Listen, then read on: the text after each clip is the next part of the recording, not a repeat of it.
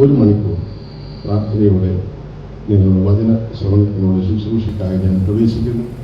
പ്രാർത്ഥനാപൂർവം നമുക്ക് ഈ ദിവസം ശ്രമിക്കാം. കർത്താവ് അതിനായി നമ്മെ അനുഗ്രഹിക്കട്ടെ. ദൈവസന്നിധിയിൽ ഈ 105 വർഷം സജീവമായി നമ്മെ നയിച്ച സർവശക്തനായ ദൈവത്തിന് ഞാൻ നന്ദി അർപ്പിക്കുന്നു. എത്തിച്ചേർന്ന എല്ലാവരെയും പുതുവർഷത്തിൽ ദൈവിക കരുതലും ശക്തിയും കൊണ്ട് കർത്താവ് സമ്പന്നമായി അനുഗ്രഹിക്കട്ടെ എന്ന് പ്രാർത്ഥിക്കുന്നു. Some people are always grumbling because roses have thorns, but I am thankful that thorns have roses. Alphonse Karr ചില വർഷങ്ങൾക്ക് മുമ്പ് പ്രസ്താവിച്ചതാണ് ഈ വാചകം. ചില ആളുകൾ വെറുപെടുക്കാറുള്ളത് റോസാപ്പൂവിൽ ചുറ്റും മുള്ളുകളുണ്ട് എന്ന പരാതിയാണ്. എന്നാൽ ഞാൻ നന്ദിയുള്ളവരാകുന്നത് ആ മുള്ളുകൾക്കിടയിലും റോസാപുഷ്പം വിടരുന്നു എന്നതുകൊണ്ടാണ്. അങ്ങനെ മുൾക്കാടുകൾ നിറഞ്ഞ സാഹചര്യത്തിൽ ഒരു റോസാപ്പൂ കണക്ക് സുഗന്ധം പരിലസിക്കുമാർ ഉയർന്ന് ശോഭിച്ച ഒരു പ്രത്യേക കഥാപാത്രത്തെയാണ് നാം ഇന്ന് ധ്യാനിക്കുന്നത്. ചരിത്ര പുരുഷനായി തീർന്ന ഗിദെയോൻ. ന്യായാധിപന്മാരുടെ പുസ്തകം 6, 7, 8 അധ്യായങ്ങളിലാണ് ഈ മനുഷ്യന്റെ ധന്യമായ ജീവിതത്തെക്കുറിച്ച് രേഖപ്പെടുത്തി കാണുന്നത്. 40 വർഷം ഇസ്രായേൽ ജനങ്ങൾക്ക് സ്വസ്ഥതയുണ്ടായി. ഈ കാലഘട്ടത്തിൽ പലപ്പോഴും ന്യായാധിപന്മാരാണ് അവർക്ക് ഭരണം നടത്തിയത്. യോശുവയുടെ നേതൃത്വത്തിൽ ഇസ്രായേൽ നാട് കൈയടക്കിയ ശേഷം ഓരോ ഗോത്രത്തിനായി അദ്ദേഹം തന്നെ ഇടം ഭാഗിച്ച് നൽകി. അതിനെ തുടർന്ന് 410 വർഷം ന്യായാധിപന്മാർ 12 പേർ ആവർത്തിച്ച് അവരെ ഭരിക്കുകയും ദൈവ പ്രവൃത്തി അവരിലൂടെ വെളിപ്പെടുത്തി കൊടുക്കുകയും ചെയ്തുകൊണ്ടിരുന്നു. 410 വർഷം ന്യായാധിപന്മാർ 12 പേർ ഭരിച്ചതിന് ശേഷമാണ് ആദ്യമായി ഇസ്രായേലിന് രാജാവ് ശൗൽ എന്ന വ്യക്തിയിലൂടെ ആരംഭിക്കുന്നത്.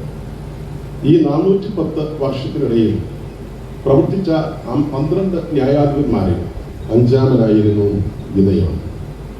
ഗിദെയോന്റെ 5-ാമത്തെ സ്ഥാനം പുതിയ നിയമത്തിൽ തിരുത്തി കുറിച്ചുകൊണ്ട് എബ്രായർക്കെഴുതിയ ലേഖനം 11-ാം അധ്യായം 32-ാം വാക്യത്തിൽ രേഖപ്പെടുത്തുന്നു.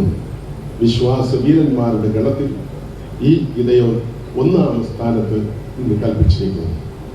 എന്താണ് ഗിദെയോനെ പഴയ നിയമത്തിൽ 5-ാമത്തെ ന്യായാധിപനായിട്ടും പുതിയ നിയമം പറയാൻ ശ്രമിച്ചപ്പോൾ 1-ാമത്തെ ഭക്തനായി ചിത്രീകരിക്കാൻ ശ്രമിച്ചത് എന്ന് നാം ഇന്ന് ധ്യാന വിഷയമാക്കിയേ തീരും. പഴയ നിയമത്തിൽ വേദപുസ്തകം പരിശോധിക്കുന്ന ഏതൊരു മനുഷ്യർക്കും 3 മനുഷ്യർ മാത്രമാണ് സംതൃപ്തമായ വാർദ്ധക്യത്തോടെ ജീവിച്ച് ദൈവത്തെ മഹത്വപ്പെടുത്തി ജീവിച്ച് മരിച്ചു എന്ന് വേദപുസ്തകത്തിൽ നാം വായിക്കുന്നുണ്ട്. ഇന്ന് വായിക്കുന്ന ന്യായാധിപന്മാരുടെ പുസ്തകം വാഴോട്ട് വായിക്കുമ്പോൾ അതിൻ്റെ 8-ാം അധ്യായം 32-ാം വാക്യത്തിൽ യോവാശിന്റെ മകനായ ഗിദെയോൻ നല്ല വാർദ്ധക്യത്തിൽ മരിച്ചു എന്ന പ്രയോഗം നമുക്ക് കാണാനാവും. നല്ല വാർദ്ധക്യത്തിൽ ഈ ലോകത്തിൽ ജീവിച്ച് മരിച്ചുപോയ ഒരു വലിയ ഭക്തനായിരുന്നു ഇവിടെ രേഖപ്പെടുത്തിയിരിക്കുന്ന ഗിദെയോൻ. ഗിദെയോനെ കൂടാതെ ഈ ഭൂമിയിൽ ദീർഘായുസോടെ ജീവിച്ച് നല്ല വാർദ്ധക്യം വരെയും നിലനിന്ന് ദൈവത്തെ മഹത്വപ്പെടുത്തിക്കൊണ്ട് സംതൃപ്തമായ വാർദ്ധക്യം അനുഭവിച്ച് മരിച്ച മറ്റൊരാൾ അബ്രഹാമും വേറൊരാൾ ദാവീദും മാത്രമാണ്. ഈ ഗിദെയോന്റെ മറ്റൊരു സവിശേഷത, ജീവിതത്തിൽ ഇസ്രായേൽ ജനങ്ങൾക്ക് ശത്രുക്കളിൽ നിന്ന് വിജയമുണ്ടായതോടെ ഇസ്രായേലിലെ പ്രഭുക്കന്മാരെല്ലാവരും ഒന്നിച്ചു പറഞ്ഞു, തുടർന്ന് നീ ഞങ്ങൾക്ക് രാജാവാകണം, അതിനുശേഷം നിന്റെ പുത്രന്റെ പുത്രനും രാജവാഴ്ച നേടണം, ഞങ്ങളെ നീയും കുടുംബവും ഭരിക്കണം. അപ്പോൾ ഗിദെയോൻ വിനയാനന്ദനായി പറഞ്ഞു, ദൈവമാണ് നമ്മുടെ രാജാവ്, എനിക്ക് ഈ ലോകത്തിൽ നിങ്ങൾ ഭരിക്കുന്നതിനുള്ള കഴിവില്ല, ആ രാജ്യത്വം എനിക്ക് ഇഷ്ടപ്പെട്ട കാര്യമല്ല. അങ്ങനെ ദൈവത്തിന് മാത്രം 1-ാം സ്ഥാനവും മഹത്വവും നൽകിക്കൊണ്ട് ഈ ലോകത്തിന്റെ ജീവിതത്തിന്റെ മഹിമ സ്വയം ഏറ്റെടുക്കാത്ത ഒരു ഭക്തരിൽ അഗ്രേസരനായിരുന്നു ഈ പ്രസ്താവനയിൽ രേഖപ്പെടുത്തിയിട്ടുള്ള പ്രസിദ്ധ ഭക്തന്മാരുടെ ഗണത്തിൽ പുതിയ നിയമത്തിൽ പ്രഥമ സ്ഥാനീയനായി തീർന്ന ഭക്തനായ ഗിദെയോൻ. ഗിദെയോന്റെ ജീവിതത്തിൽ ഇസ്രായേൽ ജനത്തിന് 40 വർഷത്തെ സ്വസ്ഥ ജീവിതം ലഭിച്ചതിന് ശേഷം അവർ തോന്നിയതുപോലെ ജീവിക്കാൻ തുടങ്ങി. സൗകര്യപൂർവ്വം ജീവിച്ച് സ്വകാര്യ ജീവിതത്തിൽ ലോകപരമായ സകല സ്വഭാവ സവിശേഷതകളും ഇസ്രായേൽ ജനം കൈയടക്കി സൗഭാഗ്യങ്ങളെല്ലാം ഈ ലോകത്തിന്റെ സുഖലോലുപതയ്ക്ക് വേണ്ടി മാറ്റി അവർ സന്തോഷങ്ങളെ സ്വന്തമായി അനുഭവിച്ച് ജീവിച്ച് മുന്നോട്ട് പോയപ്പോൾ സാഹചര്യങ്ങളെ ജീവിക്കുന്ന ദൈവം കൈപ്പാക്കി തീർത്തുകൊണ്ട് ഇവരെ നന്നാക്കാൻ ആഗ്രഹിച്ചു. തുടർന്നുള്ള 7 വർഷക്കാലം അവരെന്നും ഭയപ്പെട്ടിരുന്ന മിദ്യാന്യ ശത്രുക്കളുടെ സംഘം ഈ ഇസ്രായേൽ ജനത്തെ ആക്രമിക്കാൻ തുടങ്ങി. ഇസ്രായേൽ ജനം കൃഷി ഇറക്കി വിളവേറ്റലുണ്ടാവുകയും കൊയ്ത്ത് കഴിയുമ്പോൾ കലവറകൾ ഗോതമ്പുകൾ കൊണ്ട് നിറയുകയും ചെയ്യുന്ന കാലത്ത് ഇസ്രായേലിൽ അവർ പടക്കൂട്ടമായി എത്തിച്ചേരും. സാധാരണ യുദ്ധത്തിന് രാജ്യത്തിൽ നിന്നും ആക്രമണകാരികൾ എത്തിച്ചേരുന്നതിൽ നിന്ന് വ്യത്യസ്തമായി കുടുംബസമേതം കുട്ടിയും കുറുമാലും മൃഗങ്ങളും ഒക്കെ ഒന്നിച്ചു ചേർത്ത് കൂടാര സാമഗ്രികളും ഒത്ത് കുടിയിരുന്ന് ഈ സ്ഥലം മുഴുവൻ മുച്ചൂടും മുടിച്ച് ജീവിതം നയിക്കുക എന്നതായിരുന്നു ഇത്തരത്തിൽ വരുന്ന മിദ്യാന്യ ശത്രുക്കളുടെ പ്രധാന വിനോദം, കർമ്മ പരിപാടി. ഇസ്രായേലിനെ ആക്രമിക്കുന്നതിന് വേണ്ടി മിദ്യാന്യ സൈന്യം സംഘമായി എത്തിച്ചേരുമ്പോൾ തന്നെ ഭയന്ന് വിറച്ചുകൊണ്ട് ഇസ്രായേലിൽ പാർക്കുന്ന കൃഷിഭൂമിയിൽ അധ്വാനിച്ച് അഹോവൃത്തി കഴിക്കാമെന്ന് ഓരോ വർഷവും ആവർത്തിച്ച് കൃഷി ഇറക്കിക്കൊണ്ടിരിക്കുന്ന ദൈവവചനം പേടിച്ച് മലകളിൽ ചെന്ന് ഒളിച്ച് പാർക്കുന്നു. വരുന്നവർ മുഴുവൻ മുച്ചൂടും മുടിച്ച് കൈക്കലാക്കാൻ കഴിയുന്നതെല്ലാം കൈക്കലാക്കി കൊള്ളയടിച്ചും കൊള്ളാത്തതെല്ലാം നശിപ്പിച്ചും കൊണ്ട് അവിടെ താമസിക്കും. അവരുടെ മൃഗങ്ങളെയെല്ലാം പിടിച്ച് അവർ മടങ്ങിപ്പോകുന്നു. ഇത് 7 വർഷം ആവർത്തിച്ചിട്ടും എന്തുകൊണ്ടാണ് ഞങ്ങളുടെ ജീവിതത്തിൽ ദുരിതം ആവർത്തിക്കുന്നതെന്ന് അവർക്ക് മനസ്സിലാകാതെ വന്നു. തുടർന്ന് അവർക്ക് ഭക്ഷണം ലഭിക്കാതെ വന്നപ്പോൾ, പട്ടിണിയിലായപ്പോൾ അവർ ദൈവത്തോട് നിലവിളിക്കുവാൻ തുടങ്ങി. It was a time of persecution, it was a time of poverty, and it was a time of powerlessness. അവരുടെ ബലഹീന ദിവസങ്ങൾ അവരുടെ ജീവിതത്തിൽ ഉണ്ടായതോടെ അവർ ദൈവത്തോട് നിലവിളിച്ചു. നിലവിളി കേട്ട് പരിശുദ്ധനായ കർത്താവ് ഒരു പ്രവാചകനെ അവരുടെ അടുക്കിലേക്ക് പറഞ്ഞയച്ചു. പ്രവാചകന്റെ പേരിവിടെ പ്രസ്താവിക്കുന്നില്ലെങ്കിലും അദ്ദേഹത്തിന്റെ സന്ദേശത്തിന്റെ സാങ്കത്യം ഈ അധ്യായത്തിൽ വെളിപ്പെടുത്തിയിട്ടുണ്ട്. ഞാൻ നിങ്ങളെ ഇല്ലായ്മയിൽ നിന്നും തെരഞ്ഞെടുത്തു, അതിശയകരമായി നിങ്ങളെ വളർത്തുവാൻ ആഗ്രഹിച്ചു.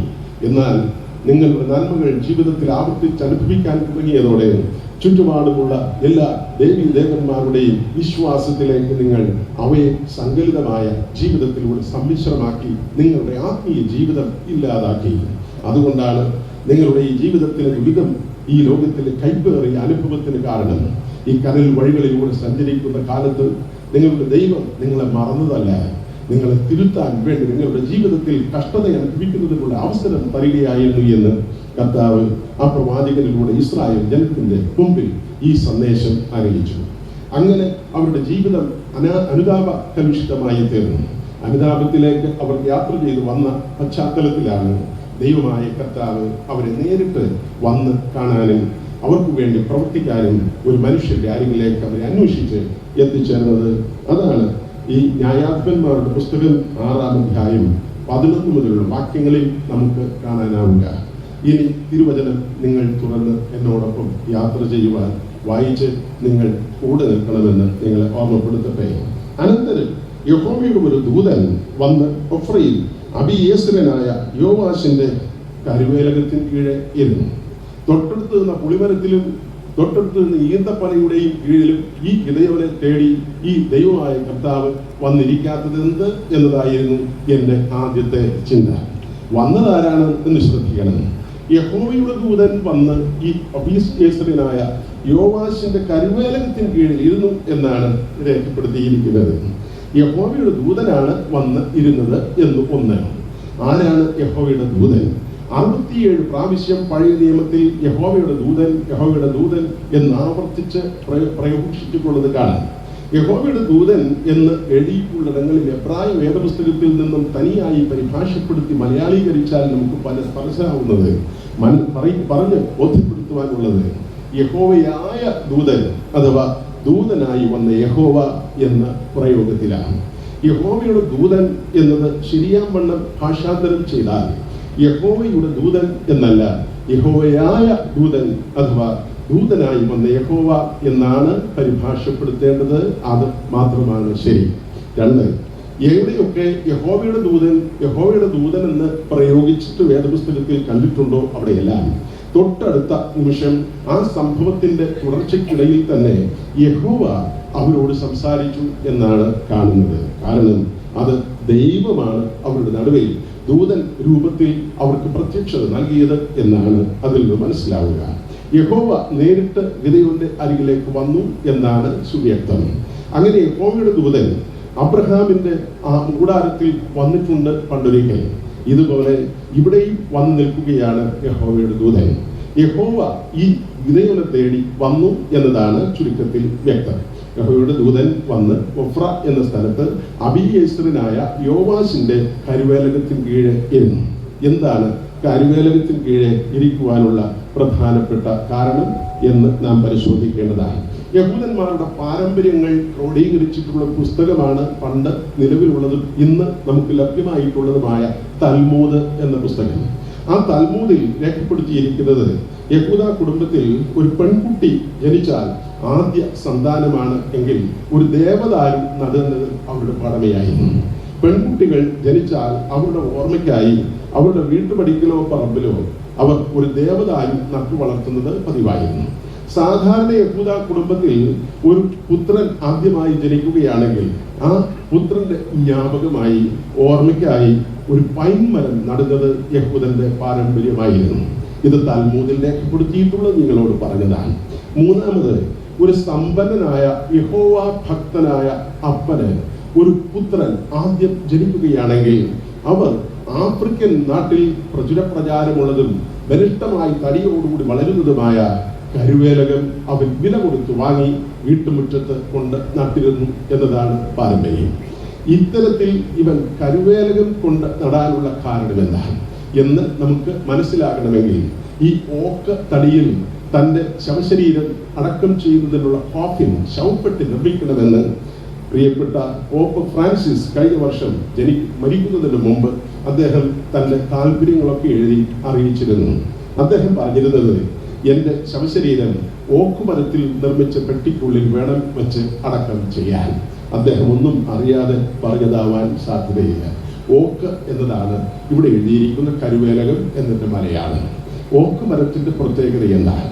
ഓക്ക് മരം നട്ട് 35 വർഷത്തോളം ഒരേ ഉയരത്തിൽ വളർന്ന് വശങ്ങളിലോട്ട് 35 വർഷം കഴിയുമ്പോൾ വണ്ണത്തിൽ വളർന്നുയർന്നു വരുന്ന ഒരു സസ്യമാണ്.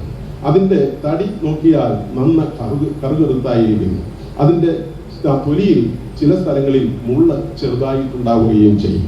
പച്ച ഇലയോടെ കൊഴുത്തു വളരുന്ന ഈ വൃക്ഷത്തിന്റെ തടി വളരെ കടുപ്പമേറിയതാണ്, കറുത്തതാണ്. അതിന്റെ പിന്നിൽ ഒരാൾക്ക് സന്ധിക്ക് കൊണ്ട് ഒളിച്ചിരുന്നാൽ ആരും കാണാതിരിക്കുന്നതിനുള്ള സൗകര്യമുള്ള തരത്തിലാണ്. ഈ ഓക്കുമരം എന്ന കരുവേലകത്തിന്റെ മറ്റൊരു സവിശേഷതയുമുണ്ട്.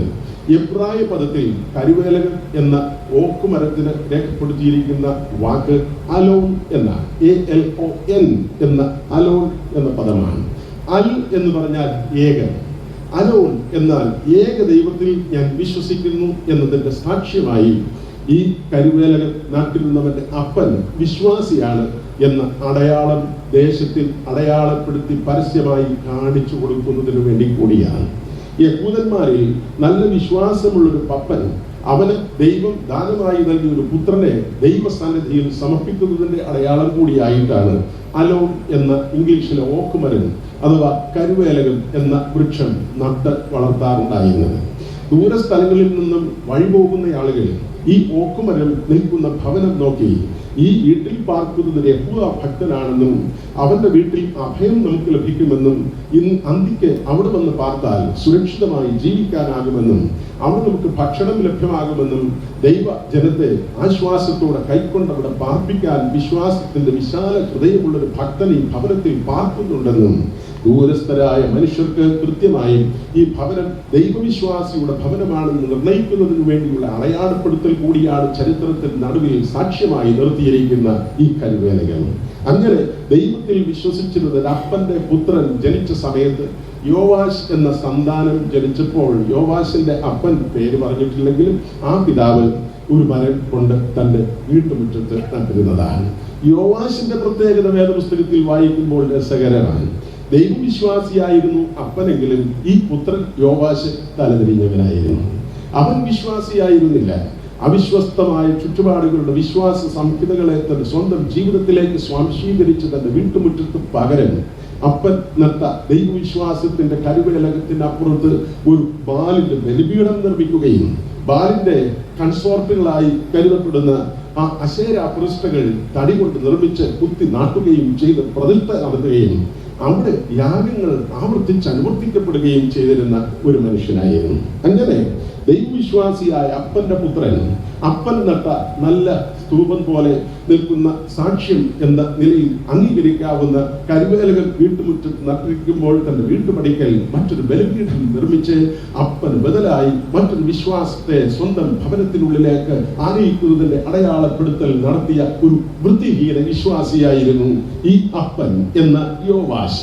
അങ്ങനെ യോവാശിന്റെ പേരിൽ അപ്പൻ നട്ടിരുന്ന കരുവേലകത്തിനരികിൽ മറ്റൊരു വിശ്വാസത്തെ കൊണ്ട് കൂട്ടുപിടിച്ചുകൊണ്ട് വളരെ സന്തോഷത്തോടെ എല്ലാ വിശ്വാസത്തെയും അളിയന്മാരാക്കി മാറ്റിയ ഒരു മനുഷ്യൻ. അങ്ങനെ ജീവിച്ച ഈ കാലഘട്ടത്തിൽ ഇത്തരത്തിലുള്ള ചില മനുഷ്യരെയും നമുക്ക് കാണുവാൻ കഴിയും. ഈ ഗിദെയോൻ എന്ന മനുഷ്യൻ അവിശ്വാസിയായ അപ്പന്റെ പുത്രനായിരുന്നു. എങ്കിലും ദൈവമായ കർത്താവ് അവന്റെ അപ്പൂപ്പൻ അഥവാ വല്യപ്പച്ചൻ ആ മനുഷ്യൻ ദൈവത്തിൽ വിശ്വസിച്ചിരുന്നത് കൊണ്ട് ആ വലിയ ശുശ്രൂഷ ഭവനത്തെ കർത്താവ് ഓർമ്മിച്ചു വയ്ക്കുകയും വർഷങ്ങൾക്ക് ശേഷം തന്റെ പുത്രനായ ഗിദെയോനെ തേടി വരികയും ചെയ്തുകൊണ്ട് ആ ദൗത്യം വിശ്വസിച്ചവനെ ഫലമേൽപ്പിക്കാൻ തീരുമാനിക്കുകയായിരുന്നു. നമ്മുടെ ജീവിതത്തിൽ എന്തുകൊണ്ട് ഞാൻ വിശ്വാസിയായി ജീവിക്കണം? എന്തുകൊണ്ട് സമൂഹത്തിൽ ഒരടയാളമായി ജ്ഞാപകമായി ഞാൻ ഉയർന്നു നിൽക്കണം? ഞാൻ ദൈവവിശ്വാസിയാണെന്ന് നാട്ടുകാർ അറിയത്തക്കവണ്ണം പരസ്യപ്പെടുന്ന വിശ്വാസത്തിന്റെ സാക്ഷ്യപത്രമായി ഞാൻ ലോകത്തിൽ എന്തുകൊണ്ട് വിളങ്ങണം? കർത്താവ് പറയുന്നു, ചിലപ്പോൾ നമ്മുടെ പുത്രനോ പുത്രിയോ വിശ്വാസ സംഹിതകൾക്ക് അരികിൽ നിന്നും അകലങ്ങളിലേക്ക് പോയാലും അവരുടെ മക്കളുടെ അരികിലേക്ക് ദൈവം വിശ്വസ്തനാകയാൽ ഒരു കാലത്ത് നിങ്ങൾ വിശ്വസിച്ച് ദൈവത്തോട് ചേർന്ന് നിന്നതുകൊണ്ട് അക്കാരണം കൊണ്ട് തന്നെ കർത്താവ് തലമുറകളെ തേടി വരികയും ഉത്തരവാദിത്വം അവരുടെ മുമ്പിൽ ഭരമേൽപ്പിച്ചവരെ വിശ്വസിച്ച് ചില ദൗത്യം ഏൽപ്പിക്കുകയും ചെയ്യുന്നവനാണെന്ന് കർത്താവ് ഇവിടെ ഓർമ്മപ്പെടുത്തുകയാണ്. ദൈവത്തിന് സ്തോത്രം. God uses tough times to get our attention. നമ്മുടെ ജീവിതത്തിലെ ചുറ്റുപാടുകൾ പരിവൃത്താക്കി തീർക്കുന്നത് നാം നമ്മുടെ ദൈവത്തിലേക്ക് തിരിയുന്നതിന് വേണ്ടിയാണ്. നമ്മുടെ സാഹചര്യങ്ങളൊക്കെ തിക്തമായ വേദനിക്കുന്ന അനുഭവങ്ങളിലൂടെ നാം സഞ്ചരിച്ചു പോകേണ്ടി വരുന്നത് നമ്മൾ നന്നാക്കിയെടുക്കുന്നതിന് വേണ്ടി മാത്രമാണ്, അല്ലാതെ കർത്താവ് നമ്മെ തകരുന്നതിന് വേണ്ടിയല്ല എന്ന് വ്യക്തമായി ഇവിടെ ഓർമ്മപ്പെടുത്തി തരികയാണ് ഇന്ന് രാത്രിയിൽ. അങ്ങനെ ദൈവമായ കർത്താവ് ഇങ്ങനെ ഗിദെയോന്റെ അരികിലേക്ക് ഇറങ്ങി വന്നു. നാം വായിക്കുന്നു, ദൈവത്തിന്റെ സ്വഭാവം ഇങ്ങനെയാണ്. ഗിദെയോന്റെ അരികിലേക്ക് വന്നത് അവൻ നല്ല ധൈര്യശാലിയോ നല്ല ധനികനോ നല്ല യോഗ്യതയുള്ളവനോ ഒന്നും കൊണ്ട് ആയിരുന്നില്ല. ഇവിടെ വേദപുസ്തകത്തിൽ പറയുന്നത് ദൈവമായ കർത്താവ് വന്ന് അവനെ സമീപിച്ച കരുവേലകത്തിനരികിൽ ഇരിക്കുമ്പോൾ ഗിദെയോൻ ഗോതമ്പ് മെതിക്കുന്നത് പോലെ ഗോതമ്പ് അവൻ ചവിട്ടി മെതിക്കുകയായിരുന്നു. സ്ഥലം മാറിപ്പോയി. അവൻ ഗോതമ്പ് മെതിക്കുന്ന സ്ഥലത്തല്ല ഗോതമ്പ് ഇന്ന് കൊണ്ടുവന്ന് കറ്റ മെതിച്ചുകൊണ്ട് നിൽക്കുന്നത്. അവൻ വന്ന് മെതിക്കുന്ന സ്ഥലം ആ തോട്ടത്തിലെ ഏറ്റവും താഴെ ഉള്ള സ്ഥലത്താണ്, ഏറ്റവും കുഴിവായ സ്ഥലത്താണ്. സാധാരണ മുന്തിരിച്ചക്ക് സ്ഥാപിക്കുന്നത് ഇങ്ങനെയുള്ള സ്ഥലങ്ങളിലായിരുന്നു. യേശു കർത്താവിനെ കല്ലറയ്ക്കൽ കബടക്കം ചെയ്തിരുന്ന യോസേഫിന്റെ കല്ലറയിലേക്ക് നടന്നു പോകുമ്പോൾ തൊട്ടടുത്ത് പണ്ടുണ്ടായിരുന്ന ഇത്തരത്തിലുള്ള മുന്തിരിച്ചക്കൊരെണ്ണം പണ്ടേ ഉള്ളത് ഇന്നും ഉള്ളതായി നിങ്ങൾക്ക് കാണുവാൻ കഴിയും. എന്റെ പുസ്തകത്തിൽ അതിനെക്കുറിച്ച് രേഖപ്പെടുത്തിയിട്ടുമുണ്ട്. ഇത്തരത്തിൽ കാണുന്ന ഈ മുന്തിരിച്ചക്ക് ഏറ്റവും കുഴിവുള്ള സ്ഥലങ്ങളിലാണ്. സാധാരണ ഗോതമ്പ് മെതിക്കുന്നത് ഒറ്റപ്പുറത്താണ് അല്ലെങ്കിൽ ഉയർന്ന സ്ഥലത്താണ്. അത്തരത്തിലുള്ള സ്ഥലത്ത് ഗോതമ്പ് മെതിക്കുന്നത് ഗിദെയോൻ ഇന്ന് ചവിട്ടി മെതിക്കുന്നത് പോലെ ഉള്ള സ്ഥലങ്ങളിലല്ല. മെതിവണ്ടി കൊണ്ടോ കാളവണ്ടി കൊണ്ടോ ആണ് ഇത്തരത്തിൽ ഗോതമ്പിന്റെ കറ്റ പണ്ട് മെതിച്ചിരുന്നത്. കാരണം ഗോതമ്പിന്റെ വൈക്കോൽ കച്ചിൽ കൂടുതൽ മുലയുള്ളതും കട്ടിയുള്ളതുമാണ്. കാലിൽ മുറിവേൽപ്പിക്കാൻ സാധ്യതയുള്ളത് കൊണ്ട് മെതിവണ്ടി കൊണ്ടോ കാളവണ്ടി കൊണ്ടോ ഉയർന്ന സ്ഥലങ്ങളിൽ മെതിക്കുകയും വീണ അതിന്റെ മണികളെല്ലാം അവർ കോരി വീശി ഉയർത്തേക്ക് ഇരുമ്പോൾ അതിന്റെ ശരിയായ മണി നേരെ വീഴുകയും അതിന്റെ ചാഫ് മുഴുവൻ വശങ്ങളിലേക്ക് ചിതറിപ്പോവുകയും ഈ കാറ്റുവീഴ്ച കൊണ്ട് അത് സാധ്യമാവുകയും ചെയ്തിരുന്നു. എന്നാൽ പേടിത്തൊണ്ടനായിരുന്നു ഗിദെയോൻ എന്നതുകൊണ്ട് തന്റെ കറ്റ മുഴുവൻ കവർന്നു കൊണ്ടുപോകാൻ മിദ്യാന്യ ശത്രുക്കൾ വരും എന്ന് ഭയമുള്ളത് കൊണ്ട് അവൻ ഈ കുഴിവുള്ള മറവുള്ള സ്ഥലത്ത് തന്റെ അപ്പൂപ്പന്റെ പേരിൽ തന്റെ അപ്പൻ നടത്തിയിരുന്ന ആ കരുവേലകത്തിന്റെ അരികിലേക്ക് അവൻ വന്ന് ഒളിച്ച് ഈ ഗോതമ്പ് മെതിക്കുകയായിരുന്നു. അവനൊരു ഭീരുവായിരുന്നു എന്ന് ഗിദെയോന്റെ ജീവിതത്തിൽ ഇവിടെ മാത്രമല്ല നമുക്ക് വായിക്കാനാവുന്നത്. ഈ വേദഭാഗം നാം താഴോട്ട് വായിക്കുമ്പോൾ ന്യായാധിപന്മാരുടെ പുസ്തകം 6-ാം അധ്യായത്തിൽ വീണ്ടും ഗിദെയോൻ ഒരു ഭീരുവാണെന്ന് തെളിയിക്കുന്ന മറ്റൊരു ഭാഗമുണ്ട്. ഗിദെയോനോട് കർത്താവ് പറഞ്ഞു, നിന്റെ ജീവിതത്തിൽ നിന്റെ അപ്പന്റെ ആ ബാലിന്റെ ബലിപീഠം ഇന്ന് നീ ഇടിച്ച് നിരപ്പാക്കി അതിനെ ഒരു ദുർഗം പോലെയാക്കണം, ഒരു കൂമ്പ കൂട്ടണം, ഒരു പൂനയാക്കി തീർക്കണം. എന്നിട്ട് അതിന്റെ മുകളിൽ അശേര പ്രതിഷ്ഠ സ്ഥാപിച്ചിരിക്കുന്ന മരക്കോപ്പ് കൊണ്ട് നിങ്ങൾ ഒരു ബലിപീഠം അവിടെ അടുക്കി ഉണ്ടാക്കി. അതിന് പുറത്ത് നിന്റെ അപ്പന്റെ കാളകൾ 2 ഉണ്ട്, കാളവണ്ടിയിൽ. അതിൽ 7 വർഷം അടിമത്തം ജീവിച്ചിരുന്ന കാലത്ത് 7 വർഷത്തെ പ്രായമുണ്ടായിരുന്ന ഒരു ജൂനിയർ കാളയുണ്ട്. ആ കാളയെ നീ പറിച്ചു കൊണ്ടുവന്ന് അപ്പന്റെ ബലിപീഠം മുഴുവൻ തകർത്ത് പുതു ബലിപീഠം സ്ഥാപിച്ച് അവിടെ നീ ബലി കഴിക്കണം എന്ന്. 50 വർഷത്തിന് മുമ്പ് ബലിപീഠം നശിപ്പിച്ച സ്ഥാനത്താണ് ദൈവസന്നിധിയിൽ വീണ്ടും ഈ ബലിപീഠം സ്ഥാപിക്കാനുള്ള നിയോഗം ഗിദെയോനുണ്ടായത്. ഗിദെയോൻ ഭീരുവായതുകൊണ്ട് രാത്രിയിൽ ചെന്ന് ബലിപീഠം തകർത്ത് പുതു നിർമ്മിച്ചു എന്നും അവൻ ഭീരുവായതുകൊണ്ട് തന്റെ വീട്ടുവേലക്കാരായ 10 ദാസന്മാരെ കൂട്ടി പോയി ഇത് ചെയ്തു എന്നും പ്രത്യേകം രേഖപ്പെടുത്തിയിരിക്കുന്നു. 6-ാം അധ്യായം താഴോട്ട് വായിക്കുമ്പോൾ 27-ാം വാക്യത്തിൽ ഗിദെയോൻ ഒരു ഭീരുവായിരുന്നു എന്ന് 3-ാമത് രേഖപ്പെടുത്തിയിരിക്കുന്നത് ഈ പുസ്തകത്തിൽ 7-ാം അധ്യായം 10-ാം വാക്യത്തിലെത്തുമ്പോഴാണ്. ഗിദെയോനോട് കർത്താവ് പറഞ്ഞു, 1,35,000 ശത്രുപാളയത്തിലെ സൈന്യം ഒന്നിച്ച് യുദ്ധസജ്ജരായി യഹൂദന്മാരെ ഉച്ചൂട് മുടിക്കാൻ വേണ്ടി എത്തിച്ചേർന്നിരിക്കുമ്പോൾ അവരോട് യുദ്ധം ചെയ്യുന്നതിന് ഭീരുവായി ഗിദെയോന് മാറി നിൽക്കുവാൻ ധൈര്യം ചോർന്നു പോയ നേരത്ത് കർത്താവ് പറഞ്ഞു, ഗിദെയോനെ, ഇന്ന് രാത്രി ഞാൻ നിന്നെ ധൈര്യപ്പെടുത്തുവാനും നിന്നോട് കൂടെ ഇരുന്ന് ഇസ്രായേലിന് വിജയം നൽകുവാനും ഞാൻ ഒരുക്കമുള്ളവനാണെന്ന് നിന്റെ ജീവിതത്തിലൂടെ തെളിയിച്ചു തരാൻ പോവുകയാണ്. അതുകൊണ്ട് ഇന്ന് രാത്രി 1,35,000 വരുന്ന ശത്രുപാളയം കിടക്കുന്ന സ്ഥലത്തേക്ക് നീ ഒറ്റുനോക്കാൻ ചെല്ലണം. അവിടെ ചെന്ന് നിൽക്കുമ്പോൾ ഞാൻ നിനക്ക് ദൈവം നിന്നോട് കൂടെ ഇരിക്കുകയും നിനക്ക് ഇന്ന് ലഭിക്കും വിജയം എന്ന ഉറപ്പ് നിനക്ക് വരുത്തി തരികയും ചെയ്യും. ഗിദെയോൻ പേടിയുള്ളവനായിരുന്നു.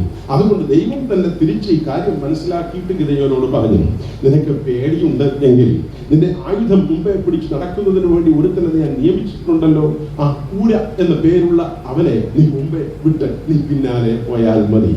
അങ്ങനെ ഗിദെയോൻ ഒരു ഭീരുവായിരുന്നു. ഇത്രയും കാര്യം ഞാൻ വിശദമാക്കാൻ ഒരു കാരണമുണ്ട്. കർത്താവ് ഗിദെയോനെ കണ്ട് വിളിച്ചത്, അല്ലയോ പരാക്രമശാലിയെ, യഹോവ നിന്നോടുകൂടി ഉണ്ട് എന്നാണ്. പേടിത്തൊണ്ടനെ നോക്കി നീ പരാക്രമശാലി എന്ന് വിളിച്ചാൽ ഒന്നുകിൽ അവന് നാണം തോന്നണം, അല്ലെങ്കിൽ കഴിവുകെട്ട എന്നെ ഇങ്ങനെ വലുതാക്കി കാണിച്ചത് ശരിയാണോ എന്ന് മറ്റുള്ളവർക്ക് തോന്നാം. ഇത്തരത്തിൽ ഗിദെയോൻ സ്വന്തം ജീവിതത്തിൽ ഒരു ദുർബലനായിരിക്കെ കർത്താവ് അവനെ ആദ്യമേ വിളിച്ചത് നീ പരാക്രമശാലി എന്നാണ്. ഓ മൈറ്റി മാൻ ഓഫ് വാലർ, നീ പരാക്രമശാലിയാണ് എന്ന് ഗിദെയോനെ നോക്കി കർത്താവ് വിളിച്ചു. എന്തുകൊണ്ടാണ് കർത്താവ് ഇങ്ങനെ വിളിച്ചത്? ഗിദെയോൻ ഒരു പരാക്രമശാലി ആയിരുന്നില്ലല്ലോ, പക്ഷേ അവനെ ആരാക്കി തീർക്കാൻ ദൈവം ഉദ്ദേശിക്കുന്നുവോ അത് നേരത്തെ കൂട്ടി അവനെ വിളിച്ച് ആ അനുഗ്രഹം അവൻ ആമുഖമായി നൽകുവാൻ കർത്താവ് ആമുഖമായി ശ്രമിച്ചതാണ് എന്ന് നമുക്ക് വ്യക്തമായി ഗ്രഹിക്കാനാവും. കർത്താവ് ഗിദെയോനെ നോക്കുമ്പോൾ അവനൊരു ഭീരുവും ദുർബലനുമായിരുന്നെങ്കിലും അവനൊരു ബലശാലിയായി തീർക്കും എന്നും ദൈവത്തിന് ഉറപ്പും ഉദ്ദേശവും ഉണ്ടായിരുന്നത് കൊണ്ട് ദൈവമായ കർത്താവ് അവന്റെ ജീവിതത്തിൽ നൽകാൻ, അവനെ ആക്കി തീർക്കാൻ ആഗ്രഹിക്കുന്നത് എന്തോ അത് നേരത്തെ തന്നെ അവന് ചാർത്തി കൊടുക്കാനാണ് ശ്രമിച്ചത്.